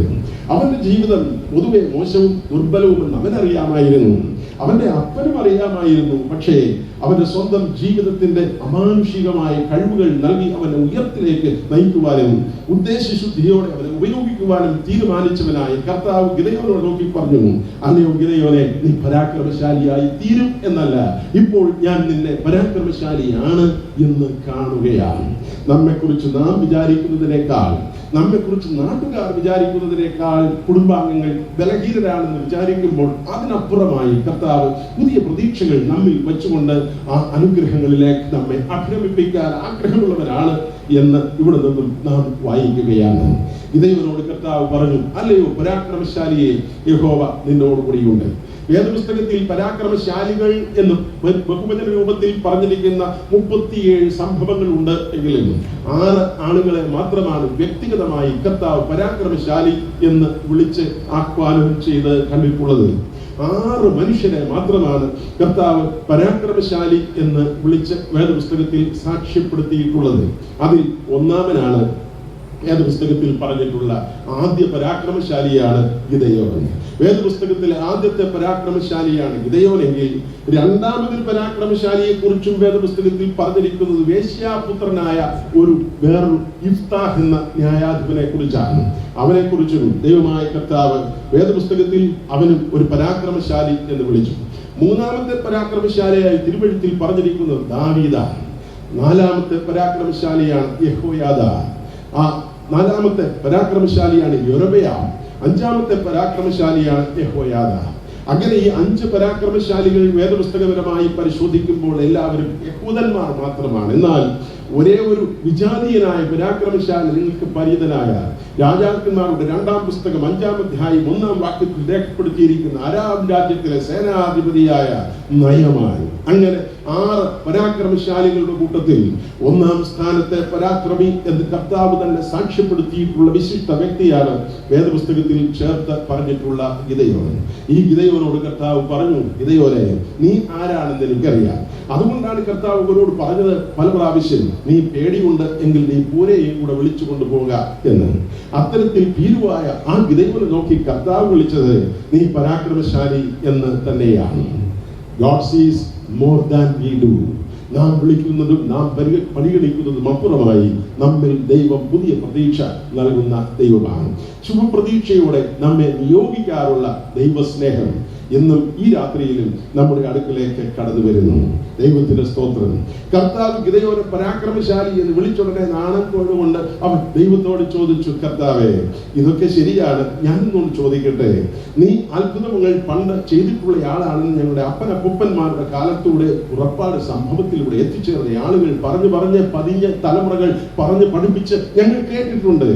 അത് സംഭവിച്ചിട്ട് ഏതാണ്ട് 200 കൊല്ലം പിന്നിടുകയാണ്. ഇന്ന് 200 കൊല്ലം പിന്നിടുമ്പോൾ അദ്ദേഹം 5-ാമത്തെ പരാക്രമശാലിയായി തീർന്നതാണ്. ഈ 5-ാമത്തെ പരാക്രമശാലിയായി ഈ ദേശത്തെ ഭരിച്ചുകൊണ്ടിരിക്കുമ്പോൾ അദ്ദേഹം ചോദിച്ചു, അന്ന് പ്രവർത്തിച്ച ദൈവം തമ്പുരാന്റെ അത്ഭുതങ്ങളൊക്കെ ഇന്ന് എവിടെ ഇരിക്കുന്നു എന്ന്. ആ അത്ഭുതം പ്രവർത്തിച്ച ദൈവം ഇന്ന് എവിടെ പോയിരിക്കുന്നു? ആ അത്ഭുതങ്ങളൊക്കെ ഇന്ന് എന്തേ മറഞ്ഞിരിക്കുന്നു? നമുക്കൊന്നും അത് കാണുവാൻ കഴിയാതിരിക്കുന്നു എന്ന് ഗിദെയോൻ വ്യക്തിപരമായി കർത്താവിനോട് സംസാരിച്ചിട്ട് പറഞ്ഞു, ഞാൻ നിന്നോടുകൂടി ഇരിക്കും, നീ ഈ ധൈര്യത്തോടെ പോക. ഒരു മനുഷ്യനെ പോലെ, ഒറ്റ മനുഷ്യനെ പോലെ ഈ ഇസ്രായേലിൽ ഞാൻ നീ വിജയിപ്പിക്കും, നിന്റെ മുന്നിൽ വരുന്ന ശത്രുക്കളെ നീ തോൽപ്പിക്കും എന്ന് ഗിദെയോനോട് കർത്താവ് അരുൾ ചെയ്തു. ഇത് കേട്ടപ്പോൾ ഗിദെയോൻ 3 പ്രാവശ്യം അയ്യോ അയ്യോ അയ്യോ എന്ന് നിലവിളിച്ച് ദൈവത്തോട് സംസാരിക്കുകയാണ്. അയ്യോ എന്ന് ഗിദെയോൻ 3 പ്രാവശ്യം വിളിച്ചു. ന്യായാധിപന്മാരുടെ പുസ്തകം 6-ാം അധ്യായത്തിൽ തന്നെ നമുക്ക് കാണുവാൻ കഴിയും. 13-ാം വാക്യത്തിൽ അവൻ അയ്യോ എന്ന് ആദ്യം വിളിച്ചു. രണ്ടാമത് 15-ാം വാക്യത്തിൽ രണ്ടാമത് വിളിച്ചു. മൂന്നാമത് 22-ാം വാക്യത്തിലും അയ്യോ എന്ന് വിളിച്ചു. എന്നാൽ ഒരു വ്യത്യാസമുണ്ട്. ഓരോ അയ്യോ വിളിക്കും അപ്പുറത്ത് ദൈവത്തോടുള്ള ആഴമായ വിശ്വാസത്തിന്റെ ആഴപ്പെടുന്ന അബോധ്യം ഈ പ്രിയപ്പെട്ട ഗിദെയോന്റെ ജീവിതത്തിൽ ഉണ്ടാകുന്നതായിട്ടാണ് നാം വായിക്കുന്നത്. യോഹന്നാൻ എഴുതിയ സുവിശേഷം 4-ാം അധ്യായത്തിൽ ആ ശമരിയാക്കാരി നിമിഷങ്ങൾ കഴിയുന്തോറും അവൾ യേശുവിനെ അറിയുന്നത് വ്യത്യസ്തമായ അളവിലും ആഴത്തിലും എന്നതുപോലെ ഇവിടെ ഗിദെയോനും ഓരോ നിമിഷം കഴിയുന്തോറും ദൈവത്തോടുള്ള എൻകൗണ്ടറിൽ നിന്നും അവൻ അഭിമുഖം നിൽക്കുമ്പോൾ അവന്റെ വിശ്വാസ ജീവിതത്തിന്റെ ആഴം കൂടുതൽ ആഴപ്പെടുന്നതായി നാം മനസ്സിലാക്കുന്നു. ആദ്യം അവൻ ദൈവത്തെ വിളിച്ചത് അയ്യോ യജമാനനെ എന്ന തിരിച്ചറിവിലാണ്. രണ്ടാമത് അവൻ ദൈവത്തെ വിളിച്ചത് അയ്യോ കർത്താവേ എന്ന പ്രയോഗത്തിലാണ്. മൂന്നാമത് ഗിദെയോൻ 22-ാം വാക്യത്തിൽ ദൈവത്തെ വിളിച്ചത് അയ്യോ യഹോവയായ ദൈവമേ എന്നാണ്. അങ്ങനെ ആദ്യം അവൻ യജമാനനും, രണ്ടാമത് കർത്താവും, മൂന്നാമത് ദൈവമായ യഹോവയും ഒക്കെയായി അവന്റെ ജീവിതത്തിന്റെ പെർസെപ്ഷൻ, വിശ്വാസ ജീവിതത്തിൽ ആഴപ്പെടുന്നതായി നമുക്ക് ബോധ്യപ്പെടുന്നു. കഴിഞ്ഞ 1 വർഷം എത്ര വട്ടം കർത്താവ് നമ്മുടെ അരികിലേക്ക് എത്തിച്ചേർന്നു. ജീവിതത്തിൽ യോഗ്യതയില്ലാത്ത സ്ഥാനങ്ങളിൽ നമ്മെ നിയമിക്കുകയും നിയോഗിക്കുകയും ഒക്കെ ചെയ്തു. നമ്മുടെ ജീവിതത്തിലെ അബദ്ധങ്ങളെല്ലാം അതിശയങ്ങളാക്കി കർത്താവ് അനുകൂലമാക്കി തീർന്നു. കർത്താവ് എത്രത്തോളമാണ് നമുക്ക് മുന്നോട്ടുള്ള പ്രയാണത്തിനിടയിൽ ദൈവത്തെ അറിഞ്ഞു നിന്ന് അപ്പുറമായി കർത്താവിന്റെ സ്നേഹത്തെ അനുഭവിച്ച് നമുക്ക് അവനിലുള്ള വിശ്വാസത്തിന്റെ ആഴപ്പെടൽ സാധ്യമായി തീർന്നതെന്ന് ഇപ്പോൾ തിരിച്ചറിയേണ്ടതാണ്, പരിശോധിക്കേണ്ടതാണ്. ഗിദെയോൻ ഓരോ നിമിഷം കഴിയുന്നതോറും അവന്റെ ജീവിതത്തിന്റെ അബദ്ധ ധാരണകൾ തിരുത്തി ഈ ദൈവത്തോടുള്ള ആഴപ്പെട്ട വിശ്വാസത്തിന്റെ അപജയം തിരിച്ചറിഞ്ഞ് അവൻ ആഴമായ വിശ്വാസത്തിലേക്ക് മടങ്ങി വരുന്ന കാഴ്ചയാണ് നമുക്ക് കാണാൻ കഴിയുക. ദൈവമായ കർത്താവ് ഗിദെയോന്റെ മുമ്പിൽ നിന്നുകൊണ്ട് സംസാരിക്കുകയാണ്. ഇങ്ങനെ ഗിദെയോനോട് സംസാരിക്കുമ്പോൾ ആദ്യം തന്നെ അവനൊരു കാര്യം ബോധ്യപ്പെട്ടു. അയ്യോ യഹോവേ എന്ന് അവൻ വിളിച്ചുകൊണ്ട് പിന്നെ പറയുന്നത്, അപ്പോൾ യഹോവ അവനെ നോക്കി എന്നാണ്. വേദപുസ്തകത്തിൽ വായിക്കുന്നു, ഗിദെയോനെ കർത്താവ് നോക്കി. 13-ാം വാക്യത്തിന്റെ അവസാനത്തിലേക്ക് വരുമ്പോൾ നമുക്ക് മനസ്സിലാകും. 14-ാം വാക്യത്തിന്റെ ആരംഭത്തിൽ പറയുന്നത്, അപ്പോൾ യഹോവ ഗിദെയോനെ ഒന്ന് നോക്കി എന്നാണ്. എന്താ ഇതുവരെയും കർത്താവ് നോക്കാതെ വണ്ണം വ്യത്യസ്തമായ ഒരു വിശേഷ നോട്ടം കർത്താവ് ഈ ഗിദെയോന് മുമ്പിൽ ഉണ്ടാക്കിയത് എന്ന്? കർത്താവ് എപ്പോഴൊക്കെ മനുഷ്യനെ നോക്കിയിട്ടുണ്ടോ അപ്പോഴെല്ലാം അവന്റെ ജീവിതത്തിലെ ബലഹീനതകളെ കുറിച്ച് ചുരുളഴിഞ്ഞ് പുറത്തേക്ക് അവന് ബോധ്യങ്ങൾ ഉണ്ടായിട്ടേ ഉള്ളൂ. എപ്പോഴൊക്കെ കർത്താവ് ആരെയൊക്കെ നിന്ന് നോക്കിയിട്ടുണ്ടോ അപ്പോഴാണ് മനുഷ്യൻ തന്റെ കുറവുകളെ കുറിച്ച് ഓർത്തിട്ടുള്ളത്, അവന്റെ അനുതാപ വിവശത ഉണ്ടായിട്ടുള്ളത്. നമ്മുടെ ജീവിതത്തിലും ഏതെങ്കിലും ആരാധനകളിൽ വെച്ച് നമ്മുടെ ബലഹീനതകളെ കുറിച്ച് ഉണർവ് തോന്നുന്നുവെങ്കിൽ, ഏതെങ്കിലും സ്ഥലത്ത് വെച്ച് നമുക്ക് നമ്മെക്കുറിച്ച്, നമ്മുടെ പരാജയത്തെക്കുറിച്ചും നമ്മുടെ യോഗ്യതയില്ലായ്മയെ കുറിച്ചുമുള്ള അവബോധം ഉണ്ടാകുന്നുവെങ്കിൽ, നമുക്ക് എപ്പോഴെങ്കിലും അനുതാപ വിവശത ഒരുന്നുവെങ്കിൽ, ആ സമയമാണ് കർത്താവ് നമ്മുടെ മുമ്പിൽ വന്നു വ്യക്തിപരമായി നമ്മെ നോക്കിയ സമയം എന്ന് നാം തിരിച്ചറിയേണ്ടതാണ് എന്ന് ഈ വേദഭാഗത്തിൽ നമുക്ക് മനസ്സിലാകും. മർക്കോസ് എഴുതിയ സുവിശേഷം 10-ാം അധ്യായം 21-ാം വാക്യത്തിൽ ഒരു സമ്പന്നനായ യുവാവ് യേശു കർത്താവിന്റെ മുമ്പിൽ വന്നിട്ട് അവൻ പറയുകയുണ്ടായി, കർത്താവേ, എവിടെ പോയാലും ഞാൻ നിന്നെ അനുഗമിക്കാം.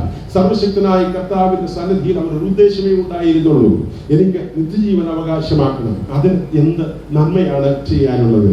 കർത്താവ് പറയുന്നു, നല്ലവൻ എന്ന് പറയുന്നത് കൊണ്ട് നിനക്ക് ഒരു ചുക്കും നേടാൻ പോകുന്നില്ല. നീ നല്ലവൻ എന്നാണ് ആളുകൾ നിങ്ങളെ കുറിച്ച് പറയുന്നത് ഉദ്ദേശമെങ്കിൽ നീ ആ ഒരു കാര്യം ചെയ്യണം. നിനക്കുള്ളതെല്ലാം വിറ്റ് ദരിദ്രർക്ക് കൊടുത്തിട്ട് നീ കുത്തുവാളയും എടുത്ത് എന്നുകൊണ്ട് സമൂഹത്തിൽ ജീവിച്ചാലേ നാട്ടുകാർ നിന്നെ നല്ലവൻ എന്ന് പറയാൻ സാധിക്കുകയുള്ളൂ. എന്നാൽ രക്ഷ എന്ന് പറയുന്നതും നിത്യജീവൻ എന്ന് പറയുന്നതും ദൈവത്തിന്റെ ദാനമാണ്. അത് നീ തിരിച്ചറിയണം.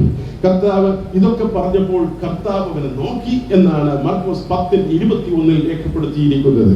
യേശു കർത്താവിനെ നോക്കുക മാത്രമല്ല, നോക്കി അവനെ സ്നേഹിച്ചു എന്നും രേഖപ്പെടുത്തുന്നു വേദപുസ്തകത്തിൽ. യേശു കർത്താവ് അവനെ നോക്കുകയും തുടർന്ന് അവനെ സ്നേഹിക്കുകയും ചെയ്തിട്ട് കർത്താവ് അവനോട് പറഞ്ഞത്, ഒരു കുറവ് നിനക്കുണ്ട്, നിനക്കുള്ളത് എല്ലാം നിനക്കുള്ളത് എന്നുള്ള ചിന്തയാണ് നിനക്കുള്ളത്. നിന്റേത് നിന്റേത് നിന്റേത് എന്നുള്ള ഈ അഹങ്കാരത്തിന് അവസാനം വരണം. നിനക്കുള്ളതെന്ന് വല്ലതും തോന്നുന്നുവെങ്കിൽ മറ്റാർക്കോ ഉള്ളതാണ്. നിനക്കുള്ളതെന്ന് നിനക്ക് തോന്നുന്നതെല്ലാം ദൈവം തന്നതാണെന്ന് തിരിച്ചറിവിലേക്ക് നീ തിരിച്ചു വരണം. നീ തിരുത്തണം വിശ്വാസത്തെ. എന്നിട്ട് നിനക്കുള്ളത് എല്ലാം വിറ്റ് ദരിദ്രർക്ക് കൊടുക്കണം. ഇല്ലാത്ത പലരും ഉണ്ട് ഈ ലോകത്തിൽ, അവർക്കുള്ളതാണ് നിന്റേത് നിന്റേത് എന്നുള്ള അഹങ്കാരം. അത് വീതം ചെയ്യാനുള്ളതാണ്, അത് ഉറുക്കി കൊടുക്കാനുള്ളതാണ് കർത്താവ് ആ ചെറുപ്പക്കാരനോട് നോക്കി പറഞ്ഞു. അവന്റെ കുറവുകളെ കുറിച്ച് കർത്താവ് ബോധ്യപ്പെടുത്തുവാൻ കാരണം കർത്താവ് ഒരിക്കൽ അവനെ നോക്കിയപ്പോഴാണ്. വിശുദ്ധ യോഹന്നാൻ എഴുതിയ സുവിശേഷം 1-ാം അധ്യായം 42-ാം വാക്യത്തിൽ യേശുവിനെ അരികിലേക്ക് വരുന്ന പത്രോസിനെ കർത്താവ് ഒന്ന് സൂക്ഷിച്ചു നോക്കി. യേശു കർത്താവ് പത്രോസിനെ നോക്കിയപ്പോൾ അവന് കേഫ എന്നൊരു പുതിയ പേര് ചാർത്തി. അവന്റെ നാമത്തെ അവൻ പ്രസിദ്ധമാക്കി തീർത്തു. പത്രോസ് ബലഹീനനായിരുന്നു എങ്കിലും അവൻ പാറകണ കുറപ്പുള്ളവനായി ശുശ്രൂഷയ്ക്ക് പ്രയോജനപ്പെടുന്നവനാക്കി അവനെ പരിണമിക്കുവാൻ ഇടയാക്കിയത് കർത്താവ് അവനെ നോക്കിയത് കൊണ്ടാണ്. അവന്റെ ജീവിതത്തിൽ കർത്താവ് ഒരു ശ്രദ്ധാകേന്ദ്രമായി തീർന്നതോടെ ആ പത്രോസിന്റെ ജീവിതത്തെ അവൻ നോക്കി അവന്റെ പുതിയ നാമം ചാർത്തി. ഇതുപോലെ പത്രോസിനെ കർത്താവ് വീണ്ടും വിളിച്ചതായി ലൂക്കോസ് എഴുതിയ സുവിശേഷം 22-ാം അധ്യായത്തിലേക്ക് വരുമ്പോൾ നമുക്ക് മനസ്സിലാകും. 22-ാം അധ്യായം 61-ാം വാക്യത്തിൽ യേശു കർത്താവിനെ പീഡനമേറ്റ് സഹനത്തിന്റെ വഴിയിലൂടെ പീലാത്തോസിന്റെ അരമനയ്ക്ക് മുമ്പിൽ കുറ്റാരോപിതനായി നിൽക്കുമ്പോൾ ഈ പ്രിയപ്പെട്ട പത്രോസ് ആ പട്ടാളക്കാർ തീ കായുന്നതിനിടയിൽ കിട്ടിയ സുഖം വേണ്ടെന്ന് വെക്കാതെ അണിഞ്ഞിരുന്നുകൊണ്ട് അവൻ തീക്കനലിന് മുമ്പിൽ മറ്റുള്ളവർ അനുഭവിക്കുന്ന സുഖത്തിനോടൊപ്പം ചേർന്ന് പറ്റിച്ചേർന്ന് നിന്നുകൊണ്ട് അവൻ ചൂട് അഹിക്കാൻ തണുപ്പ് അകറ്റാൻ തീ കായുവാൻ ശ്രമിച്ചുകൊണ്ടിരിക്കുമ്പോൾ കർത്താവ് അപ്പോഴും അവനെ നോക്കാനുള്ള കാരണം യേശുവിന്റെ കൂടെയുള്ള ആളല്ല ഞാൻ എന്ന് ആണയിട്ട് കർത്താവിനെ കുറിച്ച് പറയാനും അവൻ പ്രാകുവാനും ആണയിടുവാനും ഒക്കെ തുടങ്ങിയ നേരത്താണ് യേശുവിനെ അറിയുന്നില്ലെന്ന് ആണയിട്ട് പറയുമ്പോൾ അത് നാക്ക് തള്ളി ഉള്ളിലോട്ട് ഇടയുള്ളൂ. കർത്താവ് പത്രോസിനെ ഒന്ന് സൂക്ഷിച്ചു നോക്കി. യേശു കർത്താവിന്റെ ഒറ്റ നോട്ടം പത്രോസിനെ ഓട്ടത്തിനായി പ്രേരിപ്പിച്ചു. ഓടുന്നതിനിടയ്ക്ക് അവൻ അനുതാപമുണ്ടായി. അവൻ കുറ്റമുള്ളവനാണെന്ന് തിരിച്ചറിവ് അവന്റെ ജീവിതത്തിൽ ഉണ്ടായി. അവന്റെ സ്വഭാവത്തിൽ ഒരു പരിവർത്തനം വേണം എന്ന് തിരിച്ചറിവിലേക്ക് അവൻ നടന്നു വന്നു. കാൽവരിയുടെ ചുവട്ടിലേക്ക് എത്തിച്ചേർന്നുകൊണ്ട് അവൻ അനുതാപത്തിലായി തീർന്നു. അപ്പോഴാണ് പത്രോസ് യേശു കർത്താവിന്റെ മുമ്പിലേക്ക് നിന്ന് വിലപിക്കുന്നത്. കത്തോലിക്ക വേദപുസ്തകത്തിൽ രേഖപ്പെടുത്തിയിരിക്കുന്നത് അവൻ ഉള്ളുരുകി കരഞ്ഞു എന്നാണ്. അവൻ പുറത്തിറങ്ങി ഉള്ളുരുകി കരഞ്ഞു. ദൈവസന്നിധിയിൽ അവന് അനുദപിക്കുവാനുള്ള ആവേശമുണ്ടായത് യേശു കർത്താവിന്റെ ഒറ്റ നോട്ടമാണ്. ഇത്തരത്തിൽ ലൂക്കോസ് എഴുതിയ സുവിശേഷം 19-ാം അധ്യായം 5-ാം വാക്യത്തിൽ സക്കായി വലിയ ഒരു കാട്ടത്തിയുടെ മേൽ കയറിയിരിക്കുമ്പോഴാണ് കർത്താവ് അവനെ നോക്കിയത്. അവന്റെ ജീവിതത്തിലെ അവബോധങ്ങൾക്ക് വ്യത്യാസമുണ്ടായി. ആ ഒറ്റ നോട്ടം അവന്റെ ജീവിതത്തിൽ പരിവർത്തനത്തിന്റെ പുതിയ സുഖം അനുഭവിക്കുന്നതിന് കർത്താവ് അവനെ പ്രേരിപ്പിക്കുവാൻ തുടങ്ങി. കരുണയുള്ള കർത്താവിന്റെ സ്നേഹത്തിലേക്ക് അവൻ കടന്നു വരുന്നതിന് മുമ്പ് അവന്റെ ജീവിതത്തിൽ ഒരു റിവിഷൻ ഉണ്ടായി. Revaluation of values. അവൻ മൂല്യങ്ങളെ പുനരവലോകനത്തിന് വിധേയമാക്കി. Devaluation of wealth. അവന്റെ സമ്പത്ത് ഇതുവരെയും ആർജിച്ചതല്ല അബദ്ധത്തിന്റെ വഴികളിലൂടെ ലോകത്തിനും യോഗ്യതയില്ലാത്തൊരു ജീവിതത്തിനും വേണ്ടി മാത്രമായിരുന്നു എന്ന തിരിച്ചറിവിലേക്ക് ആ മനുഷ്യൻ തിരിച്ചു വന്നത് ഈ പരിശുദ്ധനായ കർത്താവിന്റെ ഒറ്റ നോട്ടം കൊണ്ടാണ്. അതുപോലെ തന്നെ ഗിദെയോനെയും ഈ കർത്താവ് വന്ന് നോട്ടി. അവൻ നോക്കിയ സമയത്ത് ഗിദെയോന്റെ തിരിച്ചറിവുകൾ അവന്റെ ജീവിതത്തിൽ ഉണ്ടായത് വേദപുസ്തകത്തിൽ രേഖപ്പെടുത്തിയിരിക്കുന്നു. കർത്താവേ, ഞാൻ ഇസ്രായേൽ ഗോത്രം 12 ഉണ്ട്. അതിൽ ഏറ്റവും അംഗസംഖ്യ കുറഞ്ഞ ബലഹീന ഗോത്രമായ മനശ്ശെ ഗോത്രത്തിൽപ്പെട്ടയാളാണ്. ആ മനശ്ശെ ഗോത്രത്തിൽ നിരവധി മനുഷ്യരുണ്ടെങ്കിലും ഏറ്റവും ആൾപ്പെരുപ്പം കുറഞ്ഞ ഗോത്രം എന്റെ കുടുംബം. അങ്ങനെ ഈ കുടുംബത്തിൽ ഏറ്റവും ബലഹീന മനുഷ്യരാണുള്ളത്. ഏതെങ്കിലും ഒരു പ്രശ്നത്തിനും യുദ്ധത്തിനും വേണ്ടി ഞാൻ ചെന്നാൽ എന്റെ കൂടെ നിൽക്കാൻ ആളുകൾ വളരെ കുറച്ചേ ഉള്ളൂ എന്റെ ഗോത്രത്തിൽ.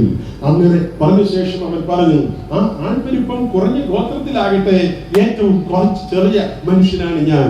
നീളം കുറഞ്ഞ ആരോഗ്യമില്ലാത്ത ബലഹീനനാണ് ഞാൻ. അതുകൊണ്ട് നീ എന്നെ ഉപേക്ഷിക്ക് മറ്റാരെയെങ്കിലും തിരഞ്ഞെടുത്ത് ആരോഗ്യമുള്ള സന്തോഷമുള്ള നല്ല പ്രസംഗിക്കാൻ കഴിവുള്ള പാട്ട് പാടാൻ കഴിവുള്ള നല്ല പ്രഗത്ഭമായ വിദ്യാഭ്യാസ യോഗ്യതയുള്ള നിരവധി ആളുകൾ എന്നെ കൂടാതെ ഈ ഗോത്രങ്ങളിലൊക്കെ ഉണ്ടല്ലോ. അവരെ ആരെയെങ്കിലും നീ തിരഞ്ഞെടുത്തോ, എന്നെ കൊണ്ട് ഈ പണി പറ്റില്ലെന്നാണ് ഈ പ്രിയപ്പെട്ട ഗിദെയോൻ കർത്താവിനോട് പറഞ്ഞത്. സ്വന്തം ജീവിതത്തിൽ ബലഹീനതയെ കുറിച്ച് തിരിച്ചറിഞ്ഞാൽ കർത്താവ് അവനെ നോക്കുന്ന നിമിഷത്തിൽ സംഭവിക്കുന്നതാണ്. നമുക്ക് ഈ രാത്രി കർത്താവ് നമ്മെ സൂക്ഷിച്ചു നോക്കുമ്പോൾ നമ്മുടെ ജീവിതത്തിന്റെ അനുതാപ അവസ്ഥ തിരിച്ചറിയും. നമ്മുടെ ജീവിതത്തിലെ പരിതാപകരമായ സാഹചര്യങ്ങളെ കുറിച്ചുള്ള ബോധ്യമുണ്ടാകും. ഈ പ്രിയപ്പെട്ട ഗിദെയോന്റെ ജീവിതത്തിൽ അത്തരത്തിലുള്ള തിരിച്ചറിവുണ്ടായി. അവൻ സ്വയം ജീവിതത്തെ കുറിച്ചൊന്ന് വിശകലനത്തിന് വിധേയമാക്കി. അവന്റെ ജീവിതം അനുതാപവിവശതയിൽ എത്തിച്ചേർന്നു. തുടർന്ന് കർത്താവ് അവനെ ഉപയോഗിക്കാൻ കൊള്ളാം എന്ന് അപ്പോൾ മുതൽ തിരിച്ചറിയുവാൻ തുടങ്ങി. കർത്താവ് ഉടനെ ഗിദെയോനോട് സംസാരിച്ചു കൊണ്ടിരിക്കുമ്പോൾ ഗിദെയോൻ ഒടുവിൽ ദൈവമായ കർത്താവിനെ പല നിരീക്ഷണങ്ങൾക്ക് ശേഷം വിശ്വാസത്തിൽ അവൻ ഉറപ്പിക്കുന്നതിനിടയായി. വിശ്വാസത്തിൽ ഉറച്ച ശേഷം ദൈവത്തെ ആരാധിക്കാൻ അവൻ ശ്രമിച്ചു. 24-ാം വാക്യത്തിൽ പറയുന്നത്, ഗിദെയോൻ ദൈവസന്നിധിയിൽ ഒരു യാഗപീഠം ഒരുക്കി. യഹോവ ശലോം എന്ന് ആ സ്ഥലത്തിന് പേരിട്ടു. അത് ഇന്ന് മുതൽ എന്ന സ്ഥലത്തുണ്ട് എന്നും രേഖപ്പെടുത്തുന്നുണ്ട്. അത്തരത്തിൽ വിശിഷ്ടമായ ഒരു ബലിപീഠമൊക്കെ ഒരുക്കി ദൈവത്തെ ആരാധിച്ച ശേഷം അതുവരെയും ഇടപെട്ട ദൈവം ആ ദൈവത്തിന്റെ ഇടപെടലിൽ സ്വഭാവത്തിലും വ്യത്യാസമുണ്ടായി. ദൈവത്തെ ആരാധിക്കുന്നവന്റെ കുഴപ്പമിതാണ്. ദൈവത്തെ ആരാധിക്കാത്തവരും ആരാധിച്ചു തുടങ്ങുന്നവരും തമ്മിലുള്ള വ്യത്യാസം ഇവിടെ 25-ാം വാക്യത്തിൽ കാണുവാൻ കാണും. കർത്താവ് അതുവരെയും ഗിദെയോനോട് ഇടപെട്ടുകൊണ്ടിരുന്നത് രീതിയിലായിരുന്നില്ല. ആരാധിച്ച ശേഷം ദൈവമായി കർത്താവ് ഗിദെയോന് ഇടപെടാൻ തുടങ്ങിയത്. അവിടെ രേഖപ്പെടുത്തി 25-ാം വാക്യത്തിൽ പറയുന്നത്, അന്ന് രാത്രി യഹോവ അവനോട് കൽപ്പിച്ചത് എന്നാണ്. കൽപ്പിക്കാൻ തുടങ്ങി. ദൈവമായ കർത്താവ് തുടർന്ന് അവനോട് കൽപ്പന ആരംഭിച്ചു. കൽപ്പിക്കാൻ തുടങ്ങിയത് കാരണം അവൻ ആരാധിച്ചുകൊണ്ട് ദൈവത്തിന്റെ വകയായി തീർന്നത് അതുകൊണ്ടാണ്. ദൈവത്തിന് വിധേയപ്പെട്ടിരുന്നത് കൊണ്ടാണ്. ദൈവത്തിന്റെ പൈതലായി മാറിയത് കൊണ്ടാണ്. ദൈവവുമായുള്ള ബന്ധം ഊഷ്മളവും ദൃഢവുമായി തീർന്നതുകൊണ്ടാണ്. ദൈവത്തിന് ഒരു അജ്ഞാനവൃത്തിയായി ജീവിക്കാൻ അവൻ വിധിക്കപ്പെട്ടു എന്ന് തെളിയിച്ചത് ആരാധിക്കാൻ തുടങ്ങിയതോടുകൂടിയാണ്. ദൈവത്തിന്റെ സ്തോത്രം. നമുക്ക് ഇന്ന് രാത്രി ദൈവത്തെ ആരാധിക്കാനുള്ള സ്വാതന്ത്ര്യം ലഭിച്ചതുകൊണ്ടാണ് കർത്താവ് നമ്മോട് നേരിട്ട് പലതും ചെയ്യണം, നീ പഴയതുപോലെ അല്ല, നീ ഇനി ജീവിക്കേണ്ടത് എന്ന കൽപ്പനകൾ ആഹ്വാനങ്ങളായി നൽകാൻ സാധ്യതയുള്ളത്. പരിശുദ്ധനായ കർത്താവിന്റെ ആജ്ഞകൾ നമ്മുടെ മേൽ വരുന്നു. അതുകൊണ്ടാണ് അബ്രഹാമിന്റെ ദൈവം, അബ്രഹാം ദൈവത്തോട് സ്നേഹിതനെ പോലെ സംസാരിച്ചു കൊണ്ടിരുന്നതാണ്. എന്നാൽ ദൈവത്തെ ആരാധിച്ച് ശക്തിയോടെ ദൈവവേല ചെയ്യാനായി അവൻ പുറപ്പെടുമ്പോൾ ദൈവത്തിന്റെ സ്നേഹത്തിന്റെ ഉറപ്പിൽ ജീവിച്ചിരുന്ന അവൻ തന്നെ ദൈവത്തിന്റെ കണ്ണിൽ നിന്നും അവൻ ശാപഗ്രസ്തനായി മാറി. ഉൽപ്പത്തി പുസ്തകം 15-ാം അധ്യായത്തിൽ അബ്രഹാം ബലിപീഠങ്ങൾ ഒരുക്കി ദൈവത്തെ ആരാധിക്കാൻ ശ്രമിച്ചപ്പോൾ അവൻ എല്ലാ പക്ഷികളെയും ഒത്തുനടുവെ പിളർക്കണമെന്ന നിയമം പാലിക്കാതെ പക്ഷികളെ ജീവനോടെ ആ ബലിപീഠത്തിൽ സമർപ്പിച്ചിരിക്കുകയും ഒത്തുനടുവെ മൃഗങ്ങളെ മുഴുവൻ പിളർന്ന് അവൻ ദൈവത്തിന് പ്രാർത്ഥന നടത്തിക്കൊണ്ടിരുന്നു. ആകാശത്ത് നിന്ന് അഗ്നി ഇറക്കി ബലിപീഠം മുടിച്ചൂടും മുടിച്ച് ദഹിപ്പിച്ചു കളയുമ്പോൾ പരിശുദ്ധനായ കർത്താവ് അയക്കുന്ന അഗ്നിക്ക് മുകളിൽ ഇരിക്കുന്ന ഈ യാഗമൃഗത്തെ വലുതാണെങ്കിലും അതിനെ ദഹിപ്പിച്ച് ഭസ്മീകരിച്ച് കളയുമ്പോൾ ഈ ചെറു പക്ഷികളെ കീറിയില്ലെങ്കിലും അതിനെ കത്തിച്ചുകൊള്ളുമല്ലോ ദൈവം എന്ന് അവൻ ചിന്തിച്ച് അബദ്ധം കാണിച്ചു. വലിയ കാര്യങ്ങളിൽ മുഴുവൻ വിശ്വസിച്ച അബ്രഹാം കൊച്ചു കാര്യങ്ങളിൽ അവിശ്വസ്തനായി മാറിയപ്പോൾ ദൈവത്തിന് കോപമുണ്ടായി. കർത്താവ് അബ്രഹാമിനെ തിരിഞ്ഞു പറഞ്ഞു, നിന്റെ സന്തതി ഈ വൃത്തികേട് നീ കാണിച്ചതുകൊണ്ട് നിന്റെ സന്തതി ഈ 400 വർഷത്തിലപ്പുറം അടിമ വീട്ടിൽ ചെന്ന് അടിമ സേവ ചെയ്യും എന്ന് ശാപമുണ്ടായി. 400 വർഷത്തിൽ ദൈവം ശാപം നൽകി എങ്കിൽ ഒരു തലമുറയെ പൂർത്തിയാക്കുന്നതിന് വേണ്ടി 430 വർഷം നീട്ടി കൊടുത്തതായിട്ടാണ് പുറപ്പാട് പുസ്തകം 12-ാം അധ്യായത്തിൽ രേഖപ്പെടുത്തിയിരിക്കുന്നത്. നമ്മുടെ ജീവിതത്തോട് കർത്താവ് ഇങ്ങനെ ഇടപെടുന്ന ദൈവമാണ്. ദൈവവുമായി നല്ല സൗഹൃദത്തിൽ ജീവിക്കുന്നത് ശരി, പക്ഷേ അവിശ്വസ്തത അവനോട് ആവർത്തിച്ച് കാണിക്കുമ്പോൾ കർത്താവ് നമ്മോട് ക്ഷമിക്കാൻ തയ്യാറാകുന്നവനായിരിക്കില്ല. അത് തന്നെയാണ് മോശയുടെ ജീവിതത്തിലെയും പ്രവർത്തനങ്ങൾക്ക് കാരണമായി ദൈവം കോപിഷ്ഠനായി സമീപിച്ചു വന്നത്.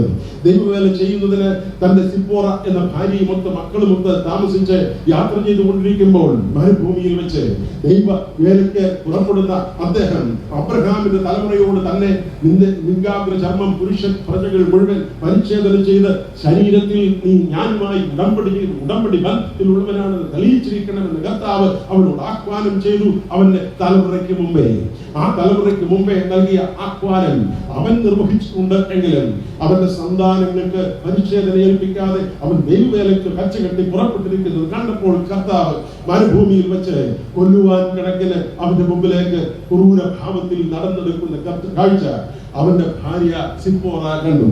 സിപ്പോറയ്ക്ക് കാര്യം മനസ്സിലായി.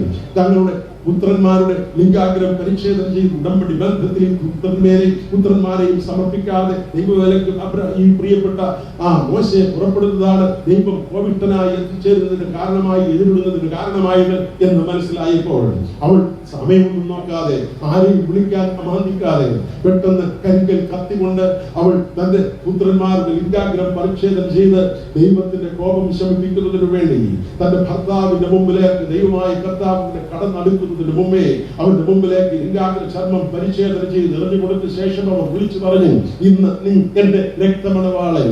ദൈവസന്നിധിയിൽ ദൈവവേല ചെയ്യുന്നതും പ്രാർത്ഥിക്കുന്നതും ഒക്കെ നല്ലതാണ്. പക്ഷെ അവനുമായി പുതിയ വർഷത്തിൽ പുതിയ ഉടമ്പടി ബന്ധത്തിൽ ഏർപ്പെട്ടാൽ അവൻ നമ്മുടെ അവകാശം പറയും. നമ്മുടെ ജീവിതത്തിന്റെ ബന്ധം ദൈവവുമായുള്ള ബന്ധത്തിൽ കൂടുതൽ ദൃഢീകരിക്കപ്പെടും. അവൻ തുടർന്ന് സ്നേഹത്തോടെ സംസാരിച്ചിരുന്നു എങ്കിലും അവൻ ചില കാര്യങ്ങൾ ആജ്ഞ പോലെ നമ്മോട് കൽപ്പിക്കും. നീ ഇങ്ങനെ ചെയ്യണം, ഇങ്ങനെ ചെയ്യാവൂ, ഇന്ന സ്ഥലത്തെ പോകാവൂ, ഇന്ന ആളുകളെ കൂട്ടുകൂടാവൂ, ഇന്നതിലെ ഇടപെടാവൂ, നീ ദൈവമൈതലാണ്, പരിശുദ്ധാത്മാവിന്റെ അഭിഷേകത്തിന് യോഗ്യമായ പ്രവൃത്തിയെ ചെയ്യാവൂ, നിഷ്കളങ്കമായ ജീവിതത്തിൽ നീ ലോകത്തിൽ സാക്ഷ്യം വഹിക്കാൻ വിളിക്കപ്പെട്ടവനാണെന്നുള്ള നിയോഗം നിന്റെ ജീവിതത്തിൽ കർത്താവ് ചാർത്തിയിരിക്കുന്നു എന്ന സത്യം മറ്റുള്ളവരുടെ മുമ്പിൽ ബോധ്യപ്പെടത്തക്കവണ്ണം പരസ്യമായി ജീവിതം സാക്ഷ്യമാക്കി തീർക്കണമെന്ന് കർത്താവ് നമ്മോട് ആഹ്വാനം ചെയ്യും.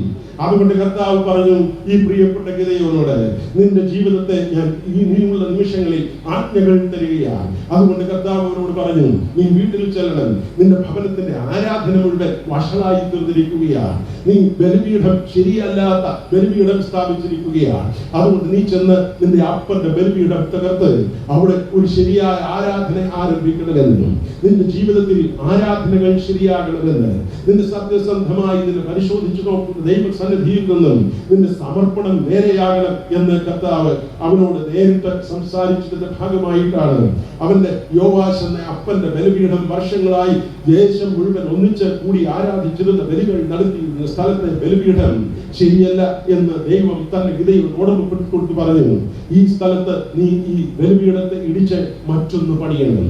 അഥവാ ഈ നാട്ടിലുള്ള എല്ലാ ബലിപീഠങ്ങളെയും തകർക്കണമെന്നല്ല ഓർമ്മപ്പെടുത്തുന്നത്, നിന്റെ ആരാധന സത്യമാകണം.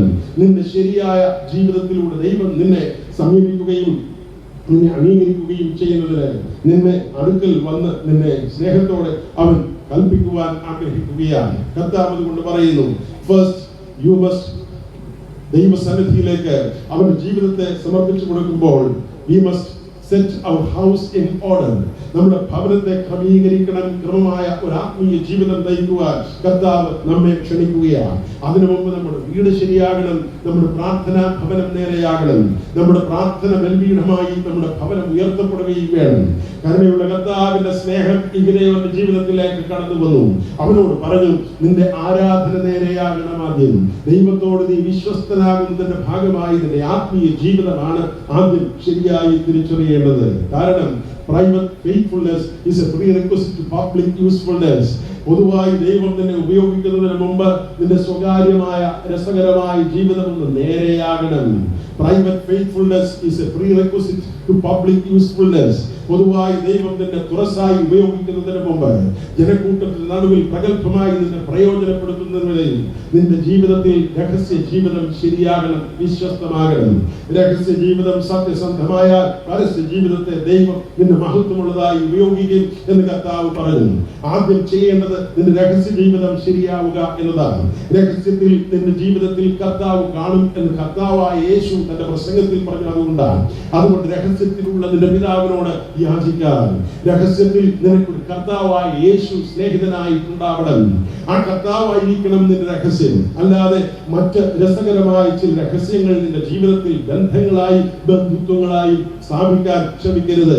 ലൗകികമായ ആനന്ദങ്ങളിൽ അഭിരമിക്കാൻ ആവേശം കൊള്ളുന്ന പലതും നിങ്ങൾക്ക് സൗഹൃദമായിട്ട് വന്നേക്കാം.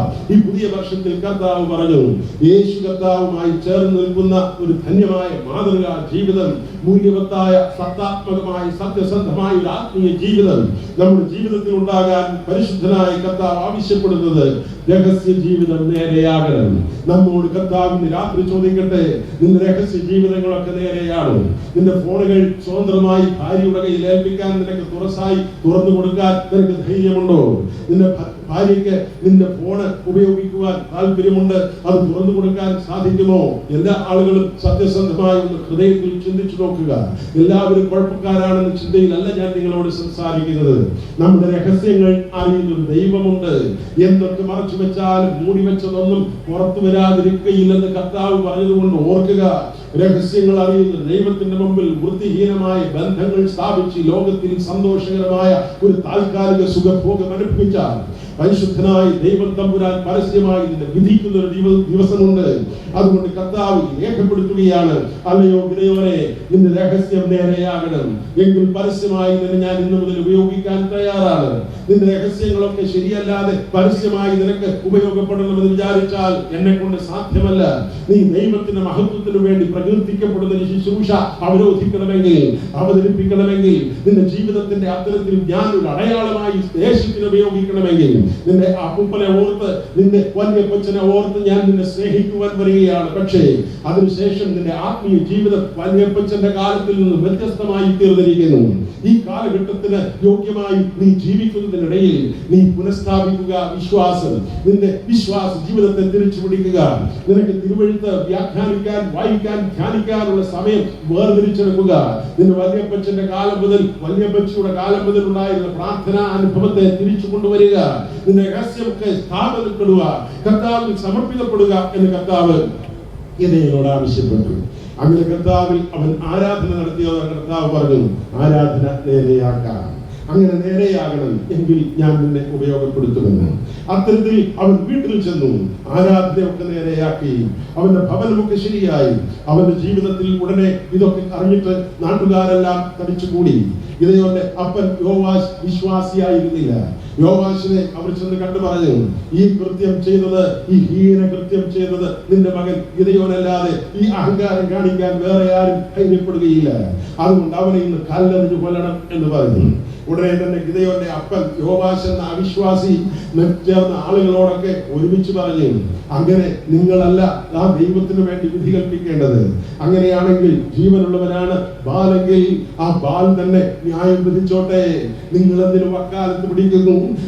ബാൽ തന്നെ ന്യായം വിധിച്ചോട്ടെ. അങ്ങനെ പുത്രന്റെ പക്ഷം ചേർന്നതുകൊണ്ട് പുത്രൻ അപ്പനോടൊപ്പം ചേർന്ന് വിശ്വാസിയായി അപ്പൻ മാറി. ദൈവത്തിന്റെ സ്തോത്രം. പ്രിയപ്പെട്ടവരെ, പലപ്പോഴും പല മക്കളും പരിഭവിക്കുന്നത് ഞാൻ കേട്ടിട്ടുണ്ട്. എന്തുകൊണ്ട്? എന്റെ അപ്പൻ ശരിയാ, എന്റെ അപ്പൻ ശരിയല്ല, എന്റെ അമ്മ വിശ്വാസിയല്ല, എന്റെ സഹോദരങ്ങൾ വിശ്വസ്തരല്ല.